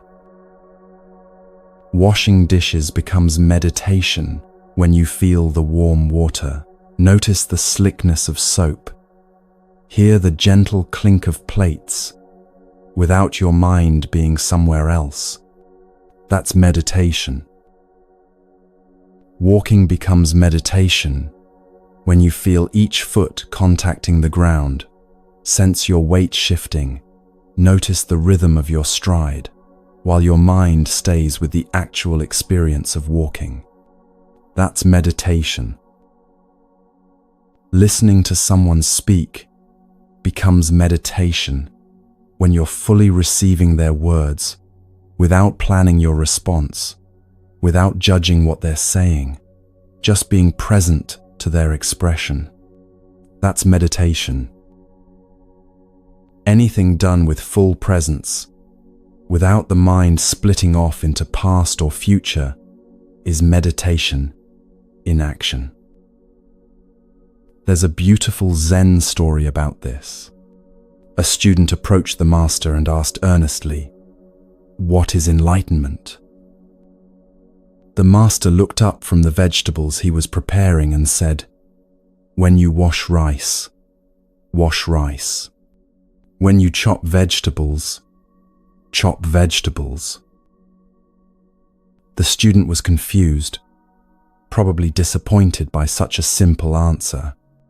He wanted something profound, some secret teaching, some complex practice. The master smiled gently.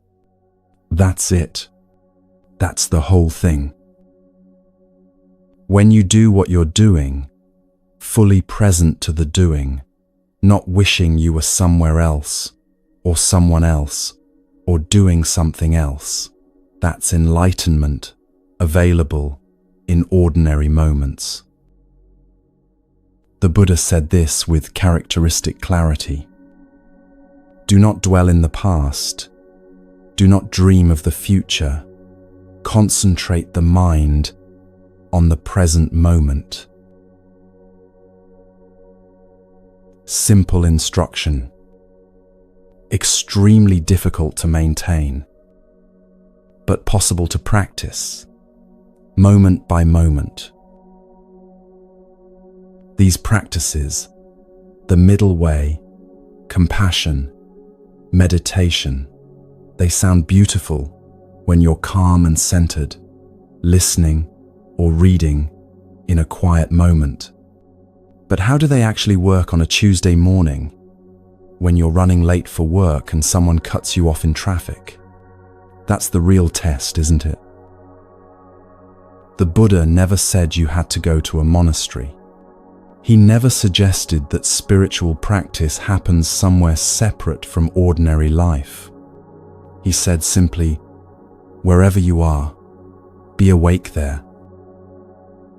Your kitchen becomes a temple when you practice there.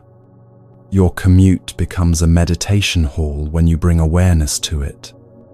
Your difficult conversation becomes a training ground when you stay present through it.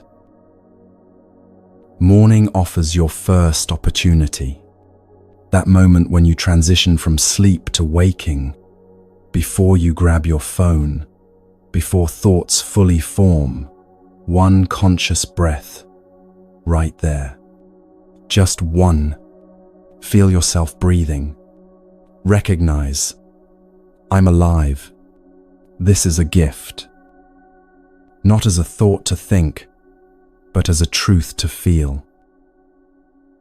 Eating becomes practice when you give one bite your full attention. Not every bite. That might be unrealistic at first. But one bite where you actually taste the food, feel its texture, notice its temperature, recognize the extraordinary fact that this food exists and is nourishing your body. Gratitude arises naturally from that attention, not as a performance or a should, but as a genuine response to actually experiencing what you're receiving. Walking anywhere, to your car, to the bathroom, down the hallway, feel your feet.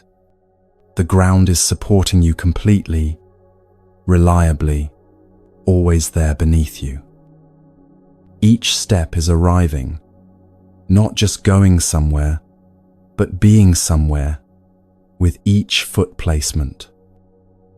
You're not trying to get anywhere, you're experiencing being exactly where you are with each step. Working, even boring or frustrating work, becomes a training ground for presence. Answering emails with full attention to each one, rather than rushing through on autopilot. Meetings become opportunities to practice deep listening instead of waiting for your turn to talk. Even mundane tasks, filing, organizing, data entry, can you be awake while doing them? Can you feel your hands moving, notice your breath continuing? Stay present with what is, rather than wishing you were doing something else. Speaking consciously transforms your relationships. Pause before responding. Just 1 second of space between hearing and speaking. In that pause, ask, is this necessary? Will these words create peace or conflict? Am I speaking from presence or reacting from old patterns? Your words are seeds planted in the world. Choose them with awareness of what you're planting. Listening might be the hardest practice of all. Really listening, not waiting for your turn to talk, not formulating responses while the other person is still speaking, not judging or comparing or agreeing or disagreeing, just receiving what they're offering. The gift of being truly heard is so rare in our world. When you offer that gift through genuine listening, you're practicing profound compassion. Difficult moments test everything you've learned. Someone honks aggressively behind you. Can you feel the anger arising in your body before you react? Notice the heat, the tightening, the impulse to honk back or shout or make a gesture. In the space between their honk and your response, freedom lives. That space is where you can choose how to respond rather than reacting automatically from conditioning. Evening becomes a time for gentle reflection without harsh judgment. Where were you awake today? Where were you asleep? Running on autopilot? Not beating yourself up for the moments you missed, but simply noticing with kind awareness. Tomorrow brings another opportunity, another day of practice, another chance to show up more fully to your own life. You don't need to be perfect at any of this. Perfection isn't the goal and wouldn't be useful if it were possible. You just need to notice. Notice when you're present. Notice when you're not present. Notice the difference between the two states. The noticing itself is awakening happening in real time. As you practice this way, really practice it, not just think about practicing it. Something begins to shift. You start to see what the Buddha saw 2,500 years ago under that tree. Something that changes everything about how you experience the world and your place in it.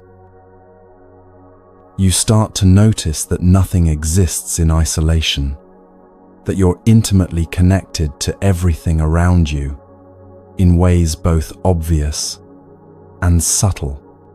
Your breath contains oxygen created by trees halfway around the world.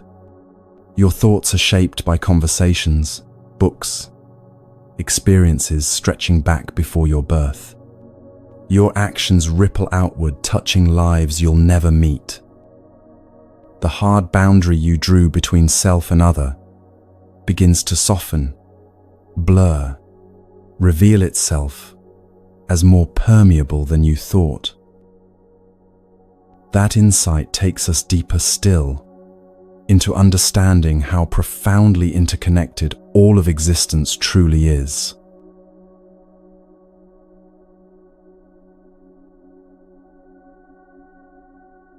Pick up anything near you right now, anything at all. Maybe a cup sitting on the table, your phone in your hand, a piece of fruit in the kitchen. Now let me show you how it contains the entire universe. Let's say you picked up an apple. Simple, ordinary, unremarkable. But look deeper. That apple came from a tree, obviously. But before the tree, there was a seed. Before the seed, there was a parent tree that produced it. Before that tree, another seed, another tree, back through countless generations of apple trees stretching into deep time. The soil that fed the seed, it was made from decomposed leaves, broken down rock, the remains of countless organisms that lived and died to create that rich earth. Millions of years of geological processes ground mountains into minerals. Billions of bacteria worked invisibly to transform matter into nutrients. Rain watered that soil. Where did the rain come from? Oceans heated by the sun, water evaporating, rising, condensing into clouds, traveling on winds shaped by the Earth's rotation and temperature gradients. The rain connects your apple to every ocean on the planet. The sun that warmed both rain and tree, a star burning 93 million miles away, fusing hydrogen into helium, releasing photons that traveled through space for 8 minutes before touching those apple blossoms. Your apple is made of sunlight transformed into sugar through photosynthesis, that miraculous process of turning light into life. A farmer planted the orchard years ago. That farmer learned from their parents, who learned from their parents, knowledge passed down through generations. The farmer ate food grown by other farmers, drank water from distant watersheds, breathed air created by forests and plankton. The farmer's entire life, with all its joys and struggles, is woven into this apple. Hands picked the apple at just the right moment of ripeness. Hands belonging to someone with their own story, their own family, their own dreams and disappointments. Maybe they were thinking about their children while picking. Maybe they were worrying about bills or remembering a joke someone told. Their consciousness, their humanity, touched this fruit. A truck transported it, burning fuel refined from ancient organisms, compressed over millions of years into oil. The driver navigated roads built by workers using materials mined from the earth and refined through industrial processes. The truck itself was designed by engineers, manufactured by assembly line workers, shipped from factories powered by electricity, generated at distant power plants. The store that sold it employed people who stocked shelves, managed inventory, operated cash registers. You bought it with money earned through your own labor, work made possible by education you received from teachers who devoted their lives to passing on knowledge they received from their teachers, back through an unbroken chain of human learning stretching to the first person who ever taught anything to anyone. Back and back and back, threads of connection extending in every direction through time and space. There's nothing in that apple that's apple alone.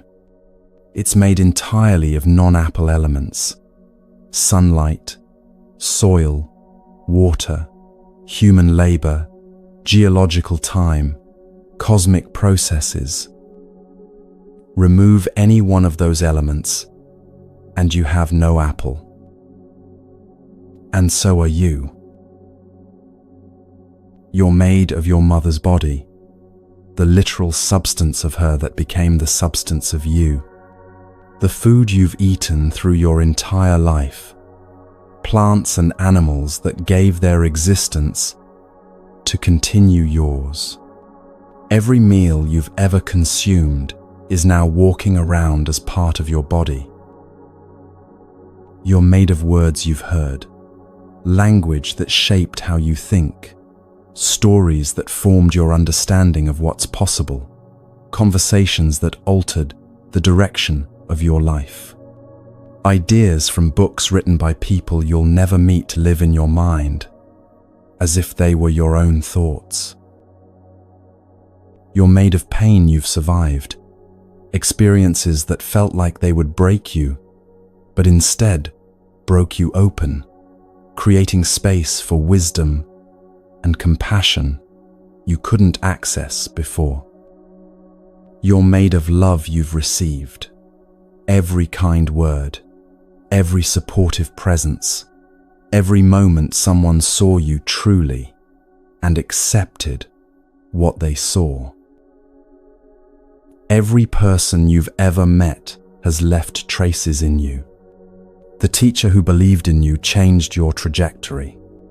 The friend who betrayed you taught you something about trust and boundaries. The stranger who smiled at you on a difficult day reminded you that kindness exists. They're all in you now, part of the fabric of who you've become. Every moment you've lived has shaped this moment. You're not a fixed thing, but a process, a flowing together of countless causes and conditions. A verb disguised as a noun. The Vietnamese monk Thich Nhat Hanh created a word for this reality: into being. Not being, but into being. We are. You can't be by yourself alone. You can only interbe with everything else. Why does this matter so profoundly? For gratitude, first of all. When you see how nothing is truly yours in the sense of being independent and self-created, gratitude becomes a natural response to existence itself. The meal you eat represents infinite generosity. Not just the obvious generosity of whoever prepared it or paid for it, but the generosity of soil and sun and rain, of farmers and truckers and grocery workers, of plants giving themselves to become your nourishment. You're receiving constantly, every moment, from the entire universe. Nothing you have is really yours in the possessive sense. It's all borrowed, all gift, all temporary. Even your body is borrowed from the earth and will return to it. This recognition doesn't diminish life. It deepens appreciation for the miracle of having anything at all. For responsibility, this understanding transforms everything. Your actions ripple outward through the web of connection in ways you can't fully track. Harm anyone, and you harm yourself because there's no real separation, only apparent boundaries. Help anyone, and you help yourself through the same interconnection. There is no way to throw things. Trash goes somewhere, affects something, enters the cycle. Carbon emissions warm the atmosphere that surrounds us all. Plastic in the ocean becomes plastic in fish, becomes plastic in your body. Every action has consequences that return, perhaps not directly, but inevitably through the interconnected web. For compassion, interbeing provides the deepest foundation possible. Their suffering is your suffering, not because you should care out of some moral obligation, but because at the deepest level, there's no actual separation between you and them. The boundaries we draw are conventions, useful for navigation, but not ultimately real. Like drawing a line in the ocean and saying this water is separate from that water. The line exists only in concept, not in the flowing reality of the sea. There's an old story about two wolves worth remembering here. A grandfather tells his grandson, "There are two wolves fighting inside me. One is anger, greed, resentment, lies, ego. The other is love, compassion, peace, truth, humility." The boy asks with concern, "Which one wins?" The grandfather answers, "The one I feed." It's a good story, popular for good reason. But the Buddha would add something crucial. Both wolves are fed by everyone. We're all feeding all the wolves together through the interconnected web of cause and effect. When you feed the wolf of anger in yourself, you're strengthening anger in the collective field of consciousness we all share. When you feed the wolf of compassion, you're making compassion more accessible to everyone. Your inner work is never just personal. It's always also transpersonal, affecting the whole. Let yourself feel that interconnection right now. You're not alone. You've never been alone. Every breath you take connects you to trees and algae, producing oxygen. Every thought you think participates in the larger field of human consciousness. Every action you take sends ripples through the whole. This isn't abstract philosophy. It's the most practical truth there is. And if everything's connected, if nothing stands alone, if we're all woven together in this vast web of mutual dependence, what happens when the thread breaks? What about death? This is where the Buddha's teaching becomes truly radical, truly liberating. We spend our whole lives pretending death isn't real. And that's exactly why we suffer. The modern world hides death with remarkable efficiency. People die in hospitals behind closed doors, tended by professionals, removed from the everyday flow of life. We use euphemisms: passed away, lost someone, no longer with us. Passed away to where? Lost how, if you know exactly where the body is? These phrases shield us from the direct confrontation with death's reality. We'll speak about anything except the one absolute certainty awaiting every single one of us. We'll obsess over minor uncertainties. What if it rains? What if they don't like me? What if the economy crashes? While ignoring the massive certainty we know is coming. The Buddha took the opposite approach. He told his monks to meditate on death daily, not to be morbid or depressed or nihilistic, to wake up. Try this meditation with me right now.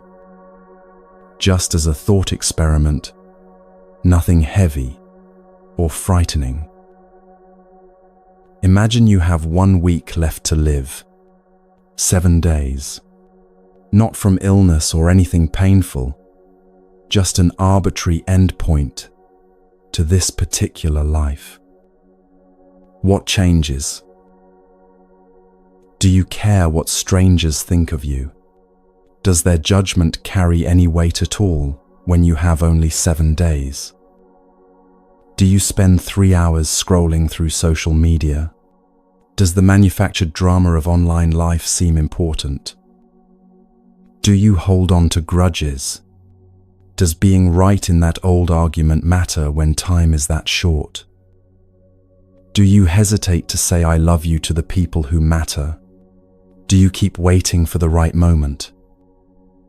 Notice what becomes clear with that short timeline. Notice what falls away as obviously unimportant, and what stands out as genuinely meaningful.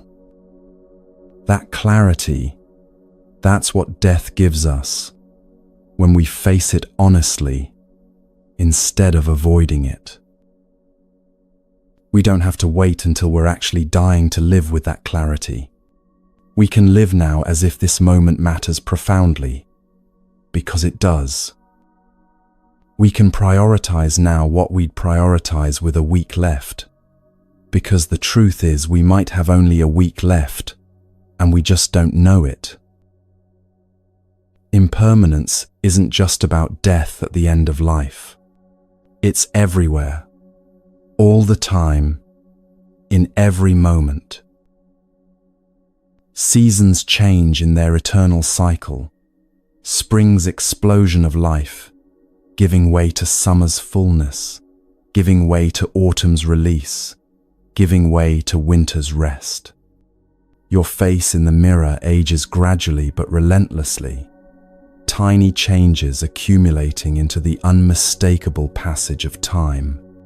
Children grow from helpless infants to independent adults in what feels like a blink, each stage passing before you fully grasped it. Flowers bloom in glory and fade in days, sometimes hours. That bloom you loved this morning has dropped its petals by evening. Every breath you take can't be held. Try it, and you'll either exhale or pass out. Even breath itself demonstrates impermanence, this constant flow of taking in and letting go. Watch an autumn leaf fall when you get the chance. Really watch it. It doesn't resist the separation from the branch. It doesn't cling screaming, "But I'm not ready." It simply releases and falls, spiraling gracefully down, landing softly on the earth. There it decomposes, becomes soil, feeds next spring's growth. The cycle continues. Nothing truly lost, just transformed. That's the natural way of things. We're the only creatures who resist it, who think we should be the exception to this universal pattern. Buddhism teaches that what happens after death depends on karma, on the patterns of consciousness we've cultivated during life. Maybe there's literal rebirth into a new body. The tradition certainly teaches that. But whether or not that's literally true, something else is definitely verifiably true. Dying happens every moment. Every exhale is a small death, a letting go, a release, an ending. Every inhale is rebirth, a taking in, a renewal, a beginning. You're not the same person you were yesterday. That person died when you went to sleep. This person was born when you woke. The cells are different. The thoughts are different. The precise configuration of who you are has shifted. Death isn't just this one big event at the end. It's happening constantly, every moment, as one configuration gives way to the next. You're dying and being reborn continuously. When you truly understand this, the final death becomes less frightening. It's just one more instance of what's been happening all along. Traditional Buddhism speaks of the bardo, the in-between state, after death, but before the next birth. The texts describe it as a period where the mind experiences vivid visions, projections of its own consciousness. Those with wisdom recognize these appearances as empty, as projections, and aren't caught by them. Those with strong attachments and aversions get pulled by their reactions, drawn toward the next birth. But here's the teaching that matters most practically. You die as you lived. If you lived with fear dominating your days, you'll face death with fear. If you lived grasping desperately at control, you'll grasp desperately in those final moments.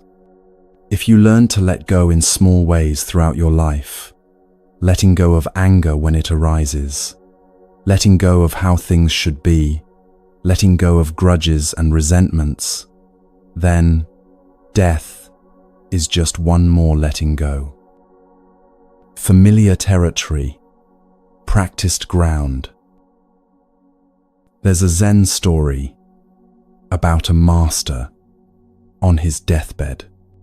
His students gathered around weeping, devastated at losing their teacher. The master looked at them and laughed, not cruelly, but with genuine amusement and lightness. "What's all the fuss about?" he asked. "I've been practicing this moment my whole life." Every time you practice presence, you're preparing for death. Every time you release an emotion without getting hooked by it, you're learning how to let go of the biggest thing. Every time you accept change instead of resisting it, you're making friends with impermanence. Every time you stop clinging to how things should be and accept how things are, you're practicing for the ultimate letting go. You're learning to be free from the fear that makes life small and anxious. The Buddha said something that hits differently depending on when you hear it. The trouble is, you think you have time. Let that land fully. Let it penetrate your habitual assumptions about having tomorrow. You might have time, you might have decades, or you might not. None of us actually knows. The assumption of time is just that, an assumption, not a guarantee. Death isn't the enemy here. Forgetting will die is the enemy. Because when you remember, truly remember, not just intellectually, but in your bones, everything changes. Life becomes precious instead of taken for granted.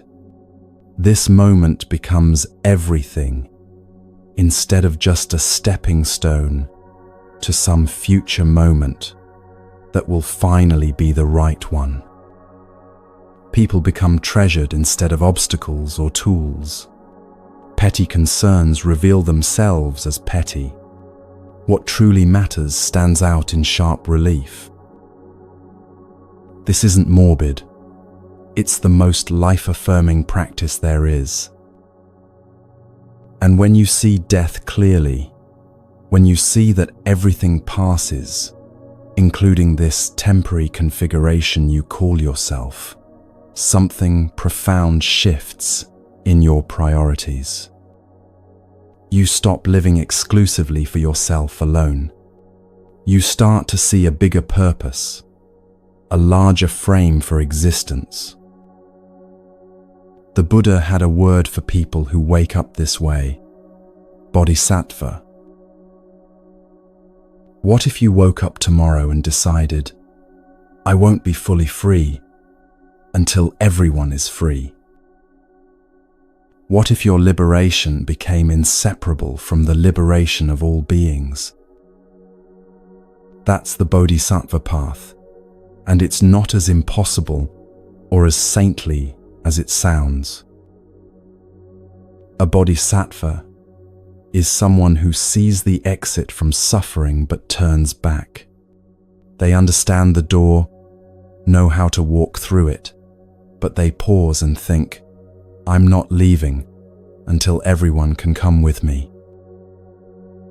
This isn't martyrdom or self-sacrifice in the painful sense. It's recognition. When you truly understand into being, when you see that separation is illusion, it becomes obvious that no one is truly free while others suffer.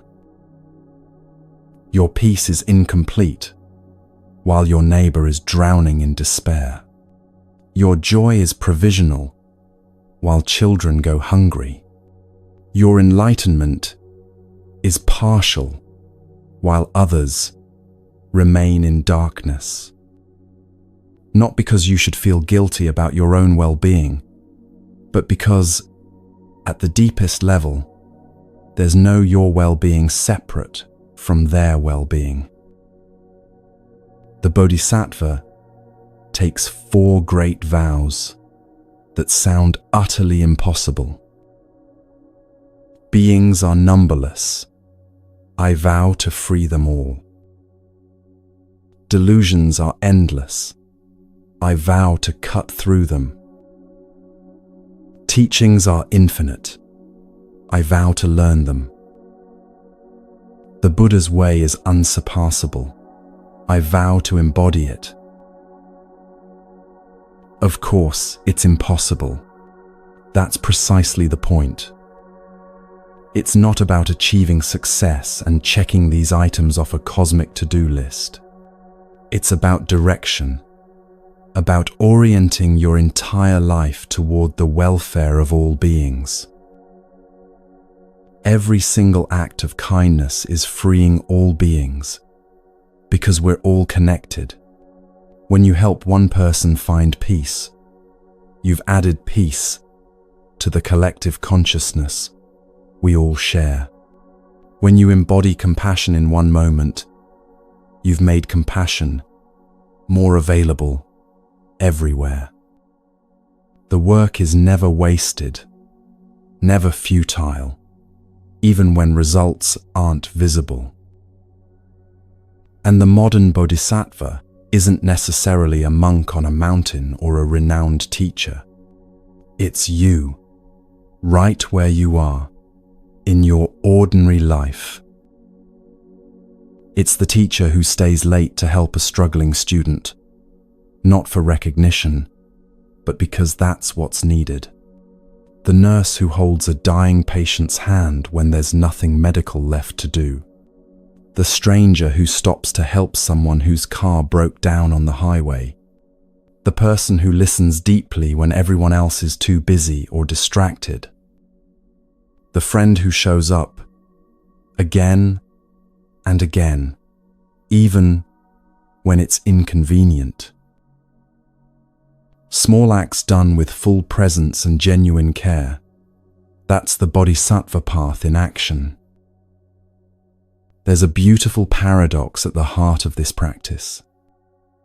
When you stop trying to save yourself and focus instead on serving others, you save yourself. When you release your fixation on your own enlightenment and work toward others' freedom, you become free. It works because self-concern is the root of suffering. The constant monitoring of, am I okay? Do I have enough? Am I safe? Do people like me? That vigilant self-referencing creates the prison. When you shift attention away from yourself and toward how you can help, that prison dissolves not through effort, but through redirection. I'll tell you a story about a bodhisattva in a grocery store. Nothing dramatic, nothing that would make the news. She was standing in line waiting to check out. The person ahead of her was counting out coins, clearly short of what they needed, embarrassed and stressed. The cashier was getting impatient. People behind were sighing. She simply handed the cashier a few dollars to cover the difference. No big deal from her perspective. Just what was needed in that moment. But for that person, they were having the worst day of their month. Lost their job, worried about rent, feeling like the universe was hostile. That small gesture changed something fundamental. Reminded them that humans can be kind, that strangers sometimes help for no reason, that goodness exists in the world. They went home in a completely different state. Instead of collapsing in despair, they felt enough hope to call their sister they'd been fighting with for months. They reconciled. The sister, relieved and happy, had energy that evening to help her elderly neighbor who'd been struggling. The neighbor mentioned it to someone else who felt inspired. Ripples spreading outward from one small choice, one moment of responding to what was needed without thinking about personal gain. That's how it works. Not through grand gestures that get recorded and celebrated, though those have their place. Through daily choices, moment by moment decisions about whether to reduce suffering or add to it. That's the only question that matters. Will this action decrease suffering or increase it? The Buddha understood this perfectly. Thousands of candles can be lighted from a single candle, and the life of the candle will not be shortened. Happiness never decreases by being shared. Feel the truth of that. Your light doesn't diminish by lighting another candle. Your peace doesn't decrease by helping someone find peace. Your freedom expands when you work toward others' freedom. This is the mathematics of consciousness. It multiplies through sharing rather than dividing. And at the heart of this vow, at the center of living for others, at the core of the Bodhisattva path, is one final practice. The hardest one and the most freeing one. Learning to open your hands and let go of everything you've been clutching. That's where freedom truly lives.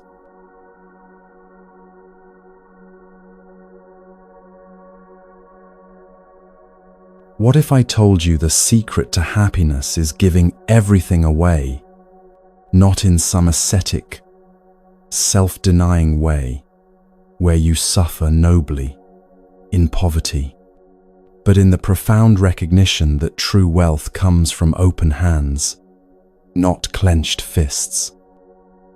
That freedom lives in letting go, not holding on. Generosity is the practice that completes the circle, that transforms everything else we've explored from concept into lived reality.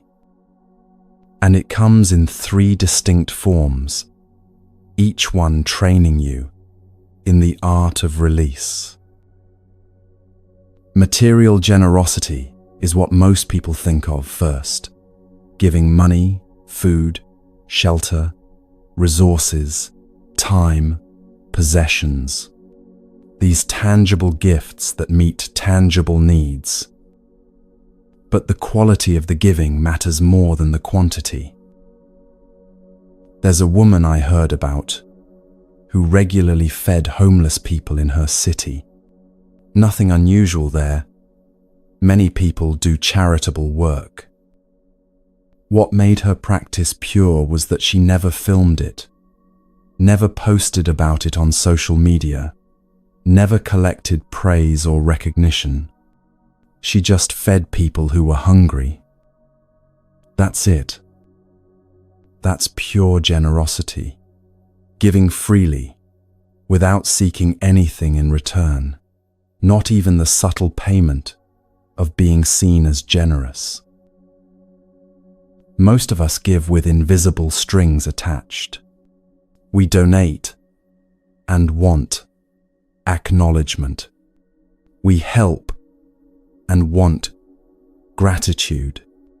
We give gifts and want to be remembered for them. The Buddha asks, can you give without any of that? Can the giving itself be enough? The second form is generosity of knowledge, teaching without withholding, sharing everything you know without keeping secret tricks or special techniques for yourself. There's a scarcity mindset that says, if I share what I know, I'll lose my advantage, my value, my special position. But knowledge works differently than material things. When you give away a possession, you no longer have it. When you give away knowledge, you still have it, and the other person has it too. Knowledge multiplies through sharing. Teaching something deepens your own understanding. This doesn't diminish you, it expands you. Every time you help someone understand something, you clarify it further for yourself. Every time you pass on wisdom, you strengthen that wisdom's presence in the world.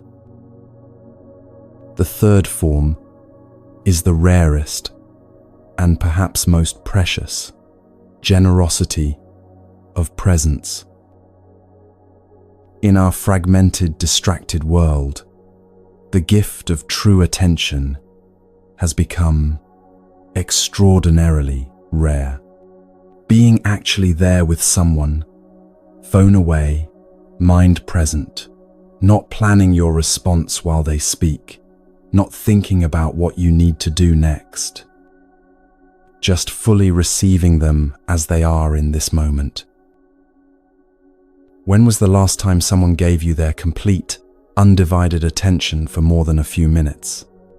When was the last time you gave that gift to someone else? This generosity of presence might be the most valuable thing you can offer another human being, the experience of being fully seen and heard. But we resist giving. We resist all three forms for the same underlying reason: fear of scarcity, If I give money, I'll have less for myself. If I give time, I won't have enough left for my own needs. If I share knowledge, I'll lose my competitive edge. If I give full attention, I'll miss something important happening elsewhere. The mind generates these fears automatically, trying to protect you from depletion. But watch what actually happens when you give. Love multiplies when given. Loving someone doesn't diminish your capacity to love others. It expands it. Knowledge grows when shared.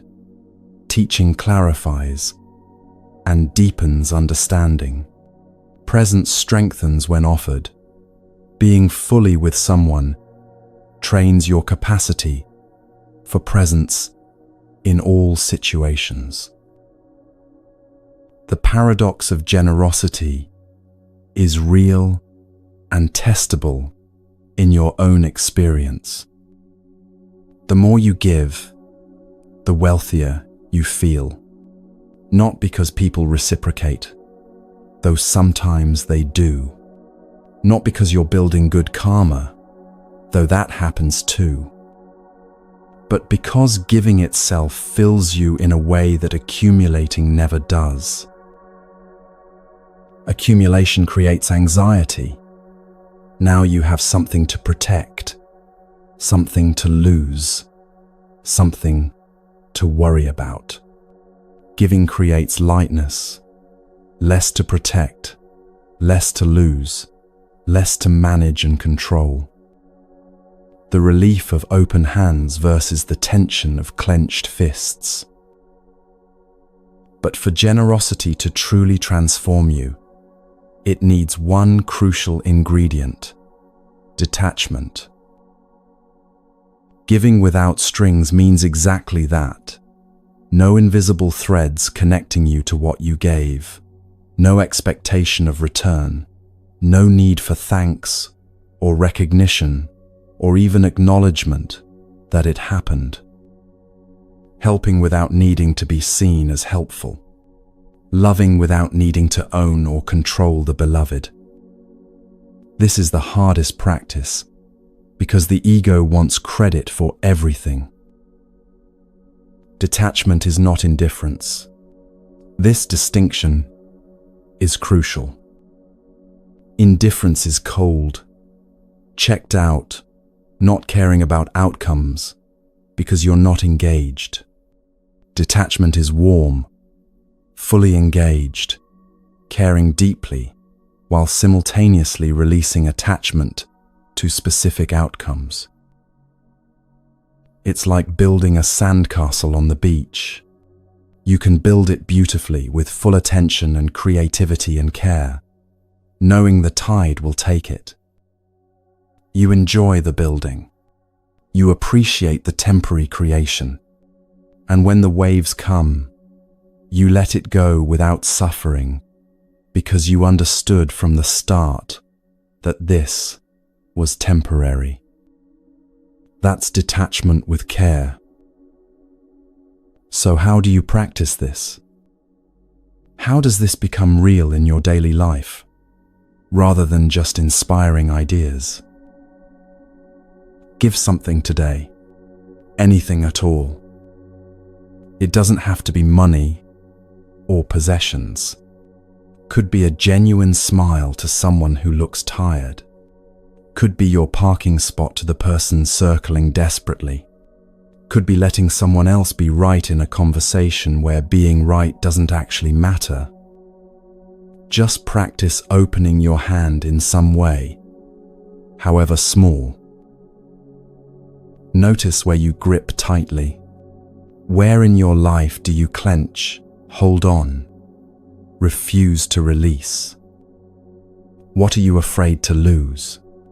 That fear points to your edge, to the place where your specific work with letting go needs to happen. That's where freedom is waiting for you specifically, not freedom in general, but your freedom. Let go of one thing today. Maybe it's a physical object you've been keeping out of some vague sense that you might need it someday. Maybe it's an old grudge you've been carrying, replaying the injustice, rehearsing what you should have said. Maybe it's a belief about yourself that no longer serves you. I'm not the kind of person who does that. I've always been this way. Release one thing and feel the lightness that arrives. The liberation comes gradually through practice. When you have nothing to protect, you're fearless, not because you're brave, but because there's nothing to be afraid of losing. When you have nothing to lose, you're free, not because you've lost everything, but because you've stopped gripping, stopped clutching, stopped trying to freeze change in its tracks. The Buddha's final teaching, spoken on his deathbed to his grieving students, captures this perfectly.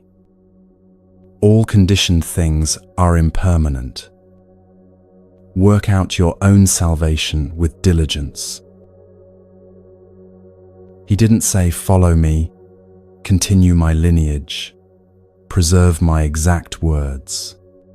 He said, walk your own path, do your own work, find your own way through, and let go of everything, even these teachings themselves, if they become obstacles rather than liberators. Nothing to hold on to, nothing solid to stand on except this present moment. That's not terrifying. That's freedom itself. Rest here for a moment.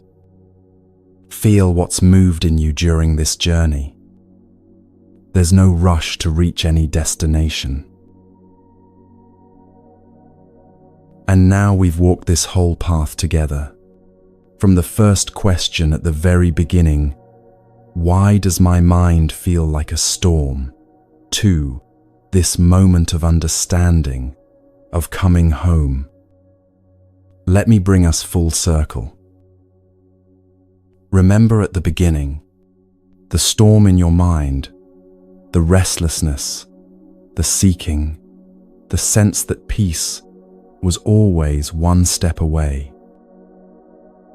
You thought you needed to calm the storm, find the right technique, the right practice, the right understanding that would finally make the chaos stop.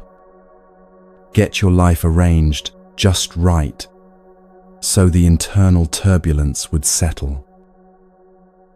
But the Buddha taught something radically different. You are the sky. The storms pass through you. They always have. The sky doesn't fight the storms, doesn't try to push them away or make them different, doesn't identify with them or believe they're permanent. The sky just is, vast, spacious, unchanging, while weather patterns move through it. Sometimes clear blue peace, sometimes raging thunderstorms, sometimes gentle rain, sometimes oppressive heat. The sky remains the sky through all of it. That's what's changed through this teaching. Not the storms themselves, but your relationship to them. You can see them coming now sometimes. Oh, there's that familiar anxiety building, that old pattern of self-criticism starting up, that habitual anger responding to perceived slights. You watch them arise with recognition rather than being instantly swept into their current. You watch them pass. Everything does eventually, doesn't it? The overwhelming emotion that felt like it would last forever dissolves. The situation that seemed impossible shifts. The mood that colored everything fades like morning fog. You've seen enough weather patterns now to trust that this too shall pass. You don't believe they're forever anymore. Even the pleasant states, you don't grasp at them desperately trying to make them stay, because you understand they're also temporary. This understanding doesn't make life less rich. It makes every moment more precious, precisely because it won't last. This is the unshakable mind the Buddha promised. Not that nothing bothers you, but that you're not shaken by being bothered. Pain exists and will continue to exist as part of human life. The body ages, gets sick, experiences discomfort. Loss happens, people die, relationships end, circumstances change. But suffering, the mental story about pain, the resistance to what is, the belief that this shouldn't be happening, that becomes optional when you stop fighting reality. Grief comes when someone you love dies, and of course it does. But you don't resist the grief. Don't tell yourself you shouldn't feel this way. Don't judge yourself for taking time to heal. You let grief move through you like weather through sky, trusting that it serves a purpose, honors what was lost, and will eventually transform. Joy comes when something delightful happens, and you welcome it fully. But you don't cling to it desperately. Don't try to freeze this moment forever. Don't panic when it starts to fade, as all moments do. You let joy dance through you and depart when it's ready, grateful for its visit, without demanding it stay. Everything we've talked about, karma and its ripples, presence in this moment, the eightfold path as practical guidance, compassion as seeing yourself in others, meditation as watching the mind, death as teacher, generosity as liberation. It's all one teaching, one truth seen from different angles, like walking around a diamond and seeing different facets catch the light. And that truth is simple, almost disappointingly so. You are already whole. You are already home. You just forgot for a while. This entire journey was just a reminder of what you've always known in your deepest being. This isn't about mastering anything. Mastery isn't the goal, couldn't be the goal, because that would just be another thing for the ego to grasp at and use to feel superior. This is about beginning, and then beginning again, and then beginning again.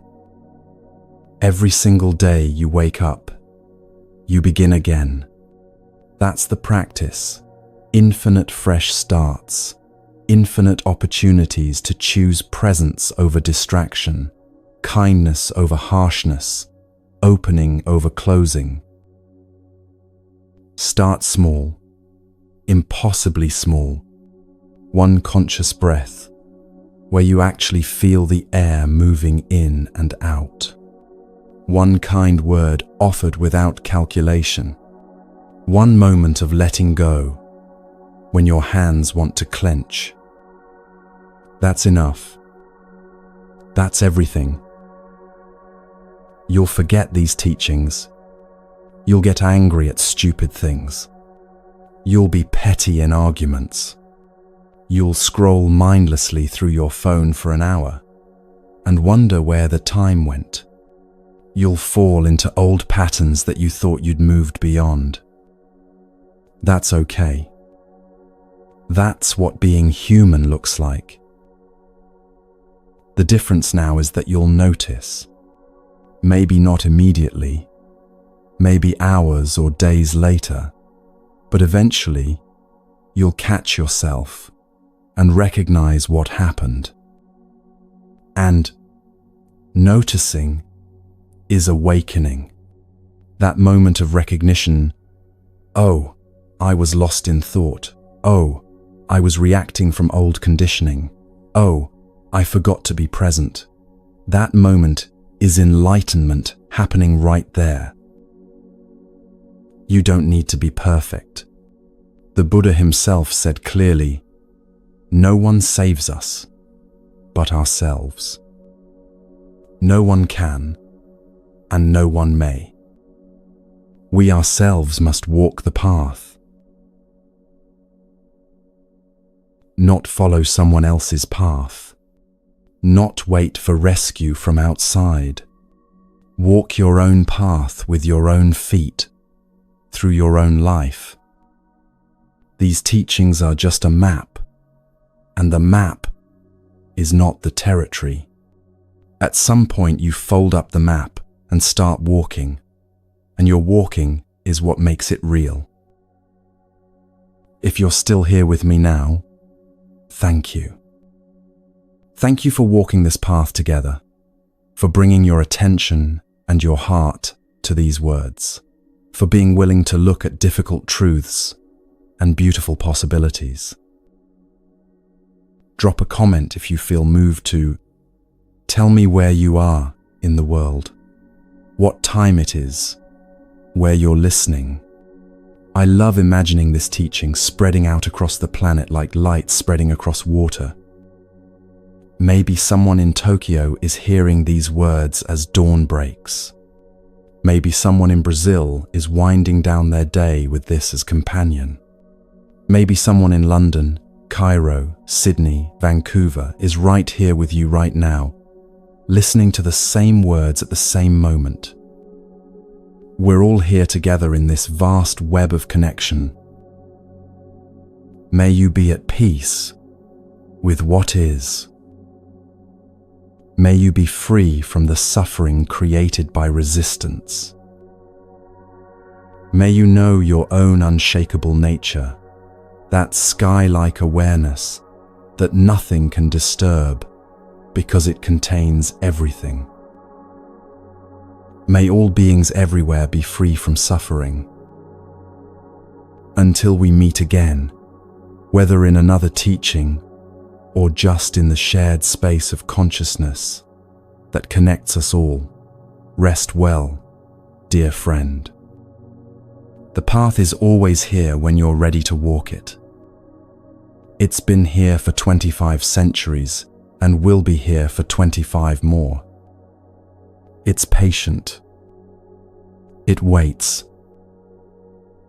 And you are already walking it just by being alive, by breathing, by reading or hearing these words, by caring enough about your own freedom and the freedom of all beings to have stayed with this teaching from beginning to end. That's not a small thing. That's everything. Rest now.